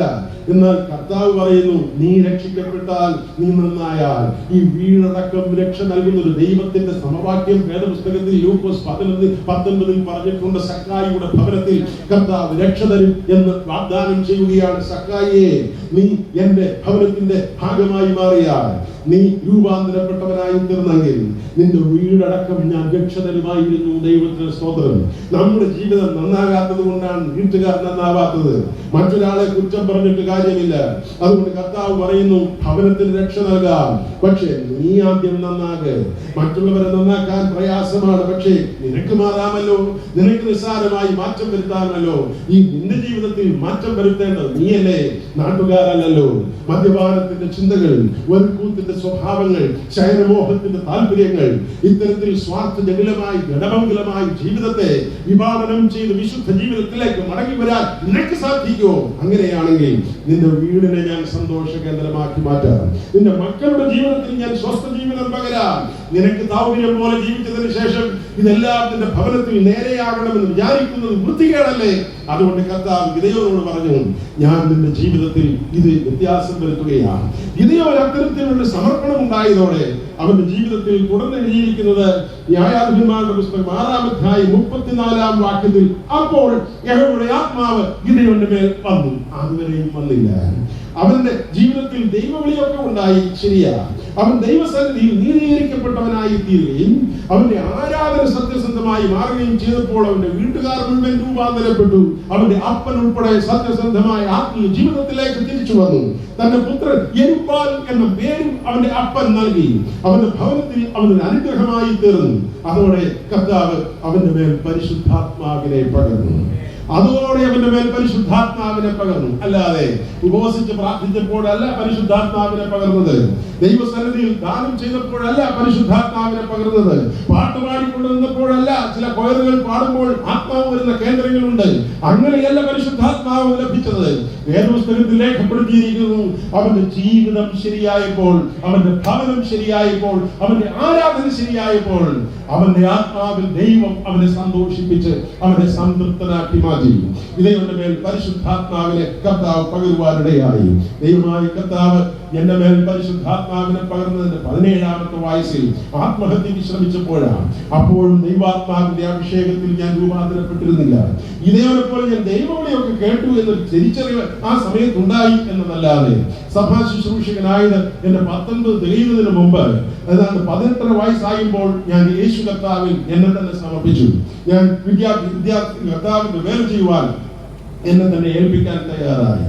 തുടർന്ന് ഏതാണ്ട് ചില വർഷങ്ങൾ കൂടെ കഴിഞ്ഞപ്പോഴാണ് ഒരു കടൽ തീരത്ത് ഉപവസിക്കുമ്പോൾ എന്റെ ജീവിതത്തിൽ പരിശുദ്ധാത്മാവിന്റെ ശക്തി ഉണ്ടായി. 7-ാം ദിവസം ഉപവസിച്ച് പ്രാർത്ഥിക്കുമ്പോൾ ദൈവാത്മാവിന്റെ അഭിഷേകത്താൽ നിറഞ്ഞു. എന്റെ നിയന്ത്രണമില്ലാത്ത സന്തോഷവും ശക്തിയും എന്റെ ജീവിതത്തിൽ ആവസിച്ചു എന്ന് ഞാൻ അന്ന് മുതൽ തിരിച്ചറിഞ്ഞു. സാധാരണക്കാരനായിരുന്ന എന്നെ പരിശുദ്ധാത്മാവിൽ ഗിദെയോനെ നിറച്ചതുപോലെ കർത്താവ് നിറയ്ക്കുവാൻ ഇന്ന് രാത്രി തയ്യാറായി തീർന്നു. ദൈവമായ കർത്താവ്, ഞാൻ പലപ്പോഴും പറയാറുണ്ട്, അതുവരെയും കണ്ണട വെച്ച് ജീവിച്ചിരുന്നവനാണ് ഞാൻ. ഇന്ന് 56 വയസ്സ്. ഈ വർഷം വരെയും കണ്ണട കൂടാതെ എന്റെ കയ്യിലുള്ള കൊച്ചായി പ്രിന്റ് ചെയ്തിട്ടുള്ള അക്ഷരം വായിച്ചാണ് ഞാൻ ഈ പ്രസംഗിക്കുന്നത്. അന്ന് വർഷങ്ങൾ 35ഓളം പിന്നിടുകയാണ്. അതുവരെയും അന്ന് എന്റെ അടുക്കലേക്ക് വന്ന ദൈവാത്മാവിന്റെ ചൈതന്യത്താൽ 2 കണ്ണുകളും കാഴ്ചയുള്ളതായി മാറി. അന്നോടെ എന്റെ കാഴ്ച ശക്തി മടക്കി തന്നു.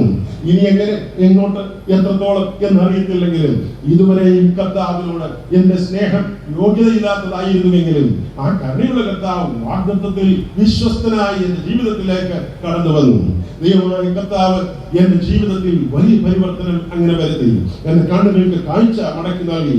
ഇത് ശരിയായ സാക്ഷ്യം. മറ്റുള്ള കാര്യങ്ങൾ നിങ്ങളോട് പറയുമ്പോൾ ചിലപ്പോൾ നിങ്ങൾ വിശ്വസിക്കാൻ പ്രയാസം. എന്നാൽ ഞാൻ ഈ വേദപുസ്തകം നിങ്ങളോട് വായിച്ചാണല്ലോ പറഞ്ഞത്. കണ്ണട വയ്ക്കാതെ ഈ വേദപുസ്തകം വായിക്കാൻ കഴിയുന്നത് എനിക്ക് ലഭിച്ച കാഴ്ച ശക്തി കൊണ്ടാണ്. ഇത് ചികിത്സിച്ച് ലഭിച്ചതല്ല. ചികിത്സിക്കരുത് എന്ന് ഞാൻ നിങ്ങളോട് ആവശ്യപ്പെടുന്നില്ല. എങ്കിലും എനിക്ക് അസാധ്യമായത് ദൈവം അന്ന് സാധ്യമാക്കി തീർത്തു. രാത്രി 8:30 മണിക്ക് ഒരു കടലിന്റെ തീരത്ത് പ്രാർത്ഥിച്ചു കൊണ്ടിരിക്കുമ്പോൾ കരുണയുള്ള കർത്താവ് ഇന്ന് രാത്രി ഗിദെയോന്റെ ജീവിതത്തിൽ അത്ഭുതകരമായ ആത്മാവിന്റെ അഭിഷേകം തുടങ്ങിയതോടെ അമാനുഷികമായ കഴിവും കൃപയും അവന്റെ മേൽ കർത്താവ് പകർന്നു കൊടുക്കുവാൻ തയ്യാറായി. 1,35,000 പേരോട് യുദ്ധം ചെയ്യാൻ എത്ര പേരുണ്ട് എന്ന് കാഹളം വിളിച്ചു കൂട്ടിയപ്പോൾ ഗിദെയോന്റെ അടുക്കൽ വന്നത് വെറും 32,000 ആളുകളായിരുന്നു. ഗിദെയോൻ പറഞ്ഞു, ദൈവമായ കർത്താവ് ഇത്രയും പോരാ എന്ന് എനിക്കറിയാം. ഈ 32,000 ആളുകൾ, 1,35,000 എതിരാളികൾ, അവരെ തോൽപ്പിക്കാൻ എന്നെ കൊണ്ട് സാധിക്കുകയെന്നറിയാൻ കർത്താവ് പറഞ്ഞു, ഇപ്പോ എനിക്ക് ഈ എണ്ണം കൂടിപ്പോയി എന്നാണ് തോന്നുന്നത്. അതുകൊണ്ട് ഭയമുള്ളവരോടെല്ലാം വീട്ടിൽ പോകാൻ പറ നീ എന്ന് പറഞ്ഞു. ഇത് മനസ്സില്ലാ മനസ്സോടെ പറഞ്ഞു, ഇതിൽ ഭീരുക്കളായവരാരെങ്കിലും വന്നിട്ടുണ്ടെങ്കിൽ നിങ്ങൾക്ക് വീട്ടിലേക്ക് പോകാം എന്ന്. അങ്ങനെ വീട്ടിലേക്ക് പോകാൻ തയ്യാറായ ആളുകൾ വന്നു കൂടിയത് നിർബന്ധിക്കപ്പെട്ടത് കൊണ്ട് 22,000 ആളുകൾ കൂട്ടത്തോടെ പലായനം ചെയ്ത് വീട്ടിലേക്ക് പോയി. അവശേഷിച്ച 10,000 നോക്കി കർത്താവ് പറഞ്ഞു, ഇത്രയും കൊണ്ടാണല്ലോ നീ എന്റെ യുദ്ധത്തിന് പോകാൻ പറഞ്ഞത്. കർത്താവ് പറഞ്ഞു, നീ അങ്ങനെയാണോ പറയുന്നത്? ഇതെനിക്ക് ആവശ്യമുള്ള സംഖ്യയല്ല. ഇതിലും ഇനി കുറച്ചേ എനിക്ക് ആവശ്യമുള്ളൂ. ഒരു സ്ക്രീനിങ് നടത്തണം. അത് ഞാൻ തന്നെ നടത്തി തരാം. ഈ 1000 ആളുകളെ, ഈ 10,000 ആളുകളെ നദിയിലേക്ക് കൊണ്ട് ഇറക്കി വിടുക. എന്നിട്ട് ഒരു കാര്യം പറഞ്ഞാൽ മതി, ഈ ആറ്റിൽ നിന്ന് വെള്ളം പോയി കുടിക്കുവാൻ നീ പറയണം, വെള്ളം കുടിക്കാൻ പറയണമെന്ന്.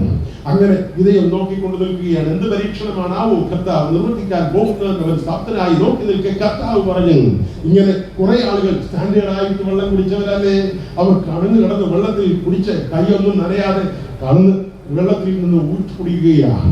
എന്നാൽ വെറും 300 ആളുകൾ ചൊവ്വേ നേരെ വെള്ളം കുടിക്കാൻ പോലും അറിയത്തില്ല.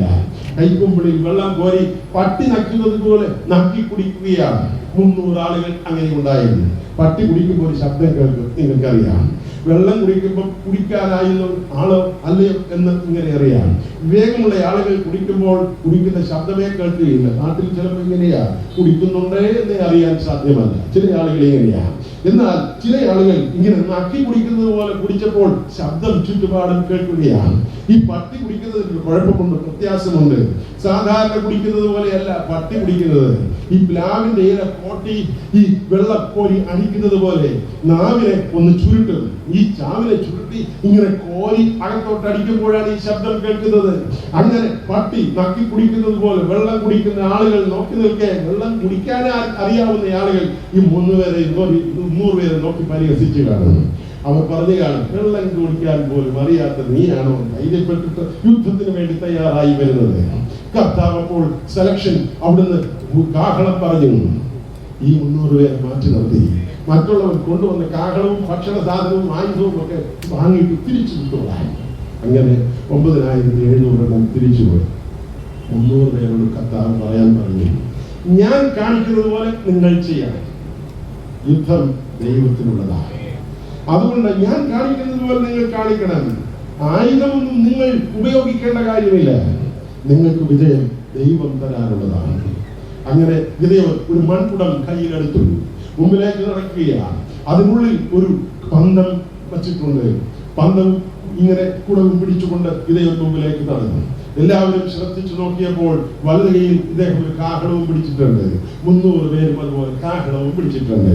അങ്ങനെ കാഹളവും പിടിച്ച് ഈ കുടവും പന്തവും ഒക്കെയായി പന്തം വിട്ട് ആളുകൾ എല്ലാവരും മുമ്പോട്ട് പോയി. മുമ്പോട്ട് ചെന്നപ്പോൾ ഗിദെയോൻ ഒരു ചുമട് മുമ്പോട്ട് നിന്നിട്ട് ഈ കുടം തറയിലിട്ടിട്ട് ഉടച്ചു. മൺകുടം ബോംബ് പൊട്ടുന്നത് പോലെ പൊട്ടിയതോടെ 300 ബോംബുകൾ ഇട്ട് പൊട്ടിച്ചു. ഒരുമിച്ച് ഈ ശക്തിയേറിയ ശബ്ദം രാത്രി 2 മണിയോളമായി. പാറാവ് മാറി നിൽക്കുന്ന സമയമെന്നാണ്.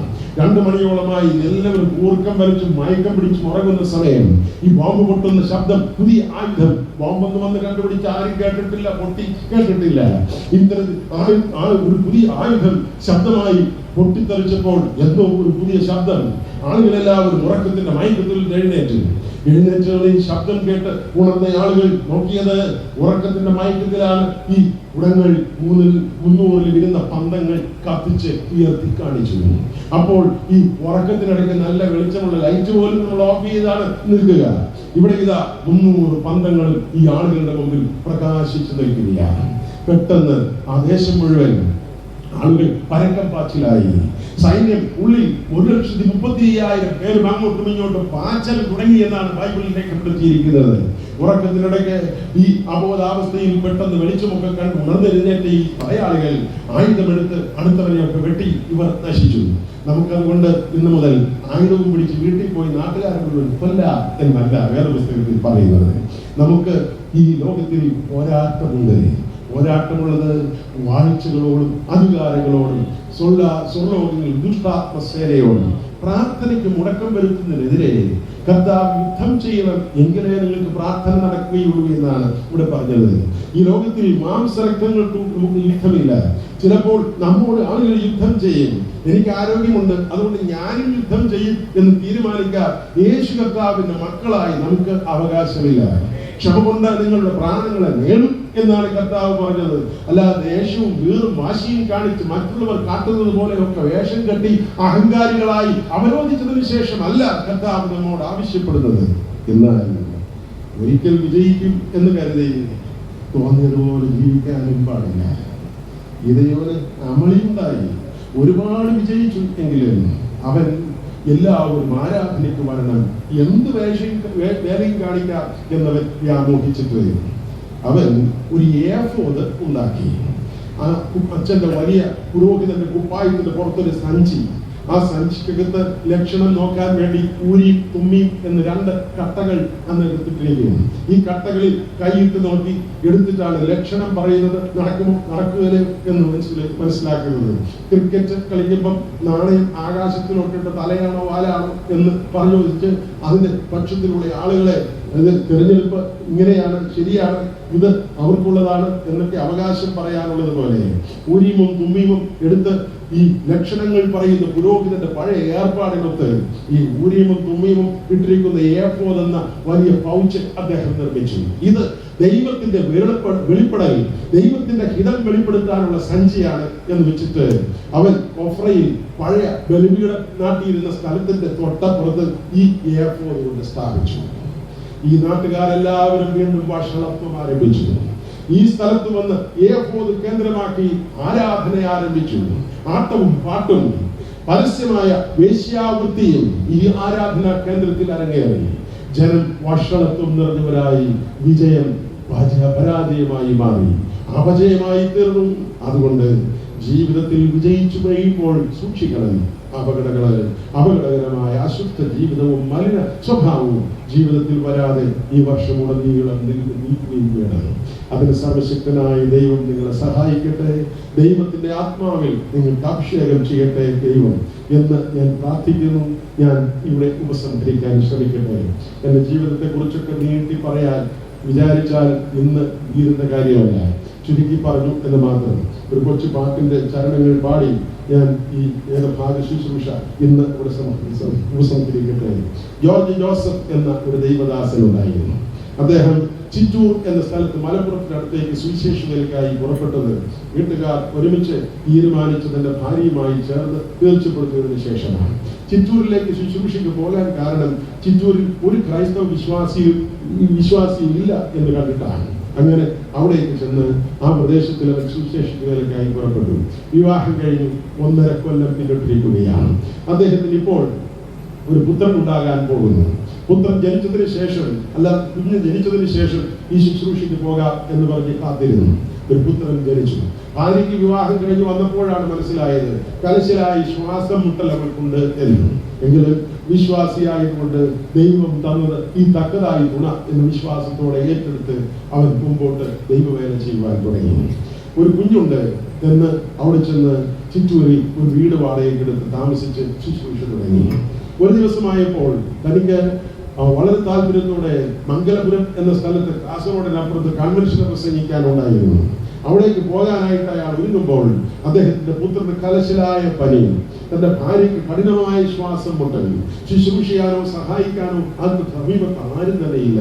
അദ്ദേഹം 3 മണിക്കൂർ കാട്ടിനുള്ളിലൂടെ യാത്ര ചെയ്ത് തന്റെ ഒരു അകന്ന ബന്ധു താമസമുണ്ട്, അവരെ ചെന്ന് വിളിച്ച് ഇവിടെ നാട്ടിൽ 2 ദിവസം നിങ്ങൾ ഈ ശുശ്രൂഷ ചെയ്യണം, എന്റെ ഭാര്യയും കുഞ്ഞിനും കഠിനമായ വേദനയും രോഗവുമുണ്ട്, നിങ്ങൾ ശുശ്രൂഷ ചെയ്യണം, ആവശ്യത്തിന് ഭക്ഷണ സാധനങ്ങളൊക്കെ ഞാൻ വീട്ടിൽ വച്ചിട്ടുണ്ട്, അത് നിങ്ങൾ ചെയ്ത് ഈ വീട്ടിൽ താമസിച്ചാൽ മതി എന്ന് ക്ഷണിച്ചിട്ടുണ്ട്. 1 മണിക്കൂറോളം സംസാരിച്ചിട്ടും അവരാരും വഴങ്ങിയില്ല, വന്നതുമില്ല. വീണ്ടും 4 മണിക്കൂർ പിന്നിട്ട് 3 മണിക്കൂർ വീണ്ടും എത്തിച്ചേർന്ന് അദ്ദേഹം വീട്ടിൽ വന്നു. നടന്ന് വീട്ടിൽ വന്നപ്പോൾ നേരം പുലരാറായി. 5 മണിയോടടുത്തു. വന്നു നോക്കിയപ്പോൾ ഭാര്യയുടെ ശ്വാസം മുട്ടൽ കൂടിയിരിക്കുകയാണ്. തുടർന്ന് മകന്റെ പനിക്ക് ഒരു വ്യത്യാസവുമില്ല. തുടർന്ന് അദ്ദേഹം ഒരു കാര്യം തീരുമാനിച്ചു, ഞാൻ എന്തായാലും എനിക്ക് ശുശ്രൂഷ ഏൽപ്പിച്ച ദൈവത്തിന്റെ കരങ്ങളിൽ എൻ്റെ ഭാര്യയും മോനെയും ഞാൻ ഏൽപ്പിച്ചിട്ട് ഞാൻ ശുശ്രൂഷയ്ക്ക് പോകുന്നു. പിറ്റേ ദിവസം 8 മണിക്ക് ആ തീവണ്ടി എത്തിച്ചേർന്നു. അദ്ദേഹം ഈ തീവണ്ടിയിൽ കയറി ചിറ്റൂരിലേക്ക് യാത്രയായി.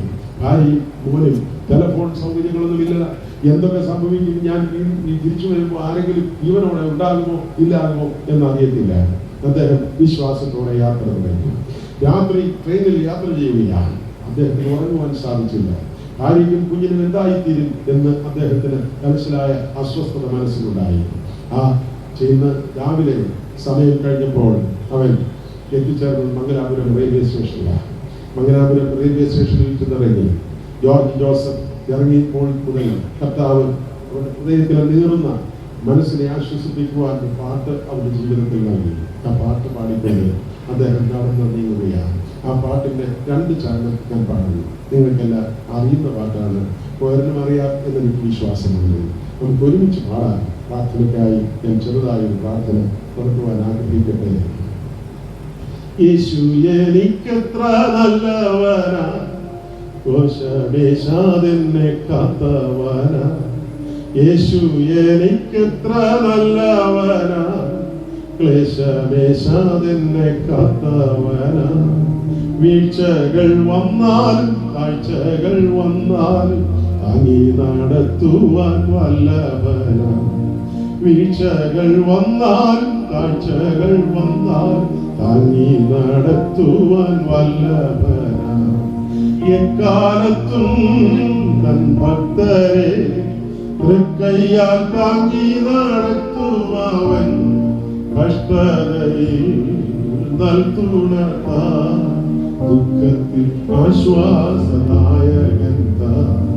കഷ്ടതയിൽ നൽകുണതാ, ദുഃഖത്തിൽ ആശ്വാസദായകൻ താൻ. ഉള്ളം കലങ്ങും പ്രയാസം വന്നാൽ ഉണ്ടെനിക്കഭയസ്ഥാനമൊന്ന്. ഉള്ളം കലങ്ങും പ്രയാസം വന്നാൽ ഉണ്ടെനിക്കഭയസ്ഥാനമൊന്ന്. ഉറ്റവർ സ്നേഹിതർ വിട്ടുപോവെന്നാൽ ഉന്നതന്മാരില കൈവിടില്ല. ഉറ്റവർ സ്നേഹിതർ വിട്ടുപോവെന്നാൽ ഉന്നതന്മാരില കൈവിടില്ല. എക്കാലത്തും തൻ ഭക്തരെ തൃക്കയ്യാൽ താങ്ങി നടത്തുവൻ.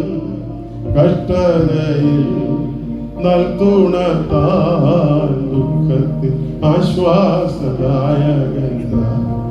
കഷ്ടതയിൽ നൽകുണത്താൽ, ദുഃഖത്തിൽ ആശ്വാസദായകൻ താൻ. എന്റെ പിന്നാലെ പാടുന്നു. ആഴിയിൽ പാതയൊരുക്കുമവൻ, ആശ്രിതക്കാപത്തൊഴിക്കുമവൻ. ആഴിയിൽ പാതയൊരുക്കുമവൻ, ആശ്രിതക്കാപത്തൊഴിക്കുമവൻ. ആഴിയിൽ പാതയൊരുക്കുമവൻ, ആശ്രിതക്കാപത്തൊഴിക്കുമവൻ. ആഴിയിൽ പാതയൊരുക്കുമവൻ, ആശ്രിതക്കാപത്തൊഴിക്കുമവൻ. ദിവ്യപാദത്തിൽ ആശ്രയിച്ചോരാരും ആലംബഹീനീർന്നതില്ല. ആ ദിവ്യപാദത്തിൽ ആശ്രയിച്ചോരാരും ആലംബഹീനീർന്നതില്ല. എന്നിട്ട് പാടാമോ? എക്കാലത്തും തൻ ഭക്തരെ തൃക്കൈയാൽ താങ്ങി നടത്തുമവൻ, കഷ്ടതയിൽ നൽതുണതാൻ, ദുഃഖത്തിൽ ആശ്വാസദായകൻ താൻ. കഷ്ടതയിൽ നൽതുണതാൻ, ദുഃഖത്തിൽ ആശ്വാസദായകൻ താൻ. ഉള്ളം കലങ്ങും പ്രയാസം വന്നാൽ ഉണ്ടനിക്കഭയസ്ഥാനമുണ്ട്. ഉള്ളം കലങ്ങും പ്രയാസം വന്നാൽ ഉണ്ടനിക്കഭയസ്ഥാനമുണ്ട്. ഉറ്റവർ സ്നേഹിതർ വിട്ടുപോവെന്നാൽ ഉന്നതന്മാരില്ല, കൈവിടില്ല. ഉറ്റവർ സ്നേഹിതർ വിട്ടുപോവെന്നാൽ ഉന്നതന്മാരില്ല, കൈവിടില്ല. എക്കാലത്തും തൻ ഭക്തരെ തൃക്കൈയാൽ താങ്ങി നടത്തുവൻ, കഷ്ടതയിൽ നൽതുണതാൻ, ദുഃഖത്തിൽ ആശ്വാസദായകൻ താൻ. കഷ്ടതയിൽ നൽതുണതാൻ, ദുഃഖത്തിൽ ആശ്വാസദായകൻ താൻ. കരങ്ങൾ ഉയർത്തി നമുക്ക് ദൈവത്തെ സ്തുതിക്കാം. Hallelujah, hallelujah, hallelujah. കർത്താവേ, സ്വർഗ്ഗസ്ഥ പിതാവേ, പുതിയ വർഷത്തിൽ 5 നാളായി ഞങ്ങൾ വചനകൂടാരത്തിൽ ഒരുമിച്ചിരിക്കുന്നു. അവിടുന്ന് ചന്തമായി ഞങ്ങളുടെ നടുവിൽ നടുകയും കുറുകയും ഉലാവുന്നു എന്ന് ഞങ്ങൾ അറിയുന്നു. ഞങ്ങളെ സൂക്ഷിച്ചൊന്ന് നോക്കണമേ. ഞങ്ങളുടെ ആഴങ്ങളിലെ കുറവുകൾ പരിശോധിക്കണമേ. ഞങ്ങളൊന്ന് തിരുത്തണമേ. കർത്താവ് ഞങ്ങളുടെ ബലഹീനതകൾ ബോധ്യപ്പെടട്ടെ. ഞങ്ങൾ സത്യസന്ധരായി മാറട്ടെ. ഞങ്ങൾ ദൈവമേ ഒരു രഹസ്യ ജീവിതം അങ്ങയോട് മാത്രമുള്ളവരായി തിരിച്ചു വരട്ടെ. ഞങ്ങൾ അയോഗ്യമായതെല്ലാം ഞങ്ങളോട് ക്ഷമിക്കണമേ. കർത്താവെ, ഞങ്ങളുടെ ആരാധനയിൽ സത്യസന്ധതയുണ്ടാകട്ടെ. ഞങ്ങൾ നേരം പോക്കിന് ആരാധിക്കുന്ന സ്വഭാവക്കാരായി അധപ്പതിക്കരുതേ. ഞങ്ങൾ നേരം കിട്ടുമ്പോൾ മാത്രം ആരാധിക്കുന്ന ആളുകളായി മാറരുതേ. ഒരു കാലത്ത് ഞങ്ങളുടെ മാതാപിതാക്കൾ ആരാധനയിൽ ജീവിച്ചിരുന്നു. ആ അനുഭവത്തിലേക്ക് ഞങ്ങളെയും തിരിച്ചു വരുത്തണമേ. ഞങ്ങൾ ആ വിശ്വാസത്തിന്റെ നിജപുത്രരായി മാറട്ടെ. പ്രാർത്ഥനാ ജീവിതം ഞങ്ങളിൽ വളരട്ടെ. മറ്റുള്ളവരുടെ ജീവിതത്തിന്റെ ശ്രേഷ്ഠത നല്ലത് എന്ന് ഞങ്ങൾ കാണത്തക്കവണ്ണം ഞങ്ങളുടെ ഹൃദയത്തെ പരിവർത്തിക്കുന്നതാണ്. കാര്യമുള്ള കർത്താവേ, റോസാ ചെടിയിൽ മുഴുവൻ മുള്ള് എന്ന് പറയുന്ന സ്വഭാവത്തിൽ നിന്നും ഞങ്ങൾ മുള്ളിനിടയിലും ഉണ്ടല്ലോ റോസാപ്പൂവ് എന്ന തിരിച്ചറിവിലേക്ക് ഞങ്ങളുടെ മനസ്സിനെ തിരുത്തുവാൻ കർത്താവിന്റെ കരം ഞങ്ങളുടെ മേൽ വയ്ക്കണമെന്ന് പ്രാർത്ഥിക്കുന്നു. ഇതയുടെ മേൽ പരിശുദ്ധാത്മാവ് വന്നത് അവന്റെ ഭവനം ആരാധനാ കേന്ദ്രമായി മാറിയതുകൊണ്ടും ദൈവം പറഞ്ഞ കൽപ്പന അവൻ അനുസരിക്കാൻ തയ്യാറായതുകൊണ്ടും ദൈവസന്നിധിയിൽ അവൻ വിനയമുള്ളവനായി തീർന്നതുകൊണ്ടും അവൻ യോഗ്യതയില്ലാത്തവനെന്ന് സമ്മതിച്ചതുകൊണ്ടും മാത്രമായിരുന്നല്ലോ കർത്താവേ. ഞങ്ങൾക്ക് എന്തെങ്കിലുമൊക്കെ യോഗ്യതയുണ്ട് എങ്കിൽ അതെല്ലാം വിറ്റ് ഞങ്ങൾ ദരിദ്രർക്ക് കൊടുക്കാനുള്ളതാണെന്ന് തിരിച്ചറിയുവാൻ, ഞങ്ങൾക്കുള്ളത് എല്ലാം മറ്റുള്ളവർക്കുള്ളതാണ് എന്നറിയുവാൻ, ദൈവം തന്നതല്ലാതെ ഞങ്ങളിൽ ഉള്ളതൊന്നുമില്ലായിരിക്കണം കർത്താവേ എന്ന് തിരിച്ചറിയുവാൻ, നീ തന്നതല്ലാതെ ഞങ്ങൾക്ക് സത്യസന്ധമായി നിലനിൽക്കുന്നതും മുതലായി തിരിച്ചറിയുവാൻ ഈ രാത്രിയിൽ ഞങ്ങൾക്ക് കൃപ നൽകണം എന്ന് പ്രാർത്ഥിക്കുന്നു. കാരണമുള്ള കർത്താവേ, അങ്ങയുടെ സാന്നിധ്യത്തിന്റെ നടുവിൽ ആയിരിക്കുന്ന ഈ നിമിഷം അസ്വസ്ഥതയും വേദനയുമുള്ള മനസ്സുകളെ നീ സൗഖ്യമാക്കണമേ. അവിടുത്തെ അത്ഭുതമാർന്ന ആശ്വാസത്തിന്റെ കൈകൾ നിന്റെ മക്കളുടെ മേൽ നീട്ടണമെന്ന് പ്രാർത്ഥിക്കുന്നു. നിന്റെ സ്വർഗീയ സമാധാനം ഇറങ്ങി വരട്ടെ. കാരണം അങ്ങ് സമാധാനത്തിന്റെ പ്രഭുവാകുന്നുവല്ലോ. അങ്ങയുടെ സമാധാനത്തിന്റെ പ്രഭുത്വ കലവറയിൽ നിന്നും അങ്ങയുടെ മക്കൾക്ക് ആർക്കൊക്കെ കുറവുണ്ടോ, അവിടുത്തെ പരിശുദ്ധാത്മാവിനെ ആവശ്യമുണ്ടോ, സമാധാനത്തിന്റെ ദിഗവാവശ്യമുണ്ടോ, ആ പരിമിതിയെ കർത്താവ് നികത്തണമേ. അവിടുത്തെ അത്ഭുത കൃപ പകരണമേ എന്ന് പ്രാർത്ഥിക്കുന്നു. പരിജ്ഞാനം ഞങ്ങൾ നേടട്ടെ. പരിജ്ഞാനത്തിനപ്പുറമുള്ള സമാധാനമാകുന്നുവല്ലോ അവിടുന്ന് പകർന്നു കൊടുക്കുന്നത്. ആ സമാധാനം ഞങ്ങൾക്ക് പകരണമേ. ഞങ്ങളുടെ ഭവനങ്ങളിൽ ദൈവത്തിന്റെ സ്നേഹം വസിക്കുവാൻ ഇടയാക്കണമേ.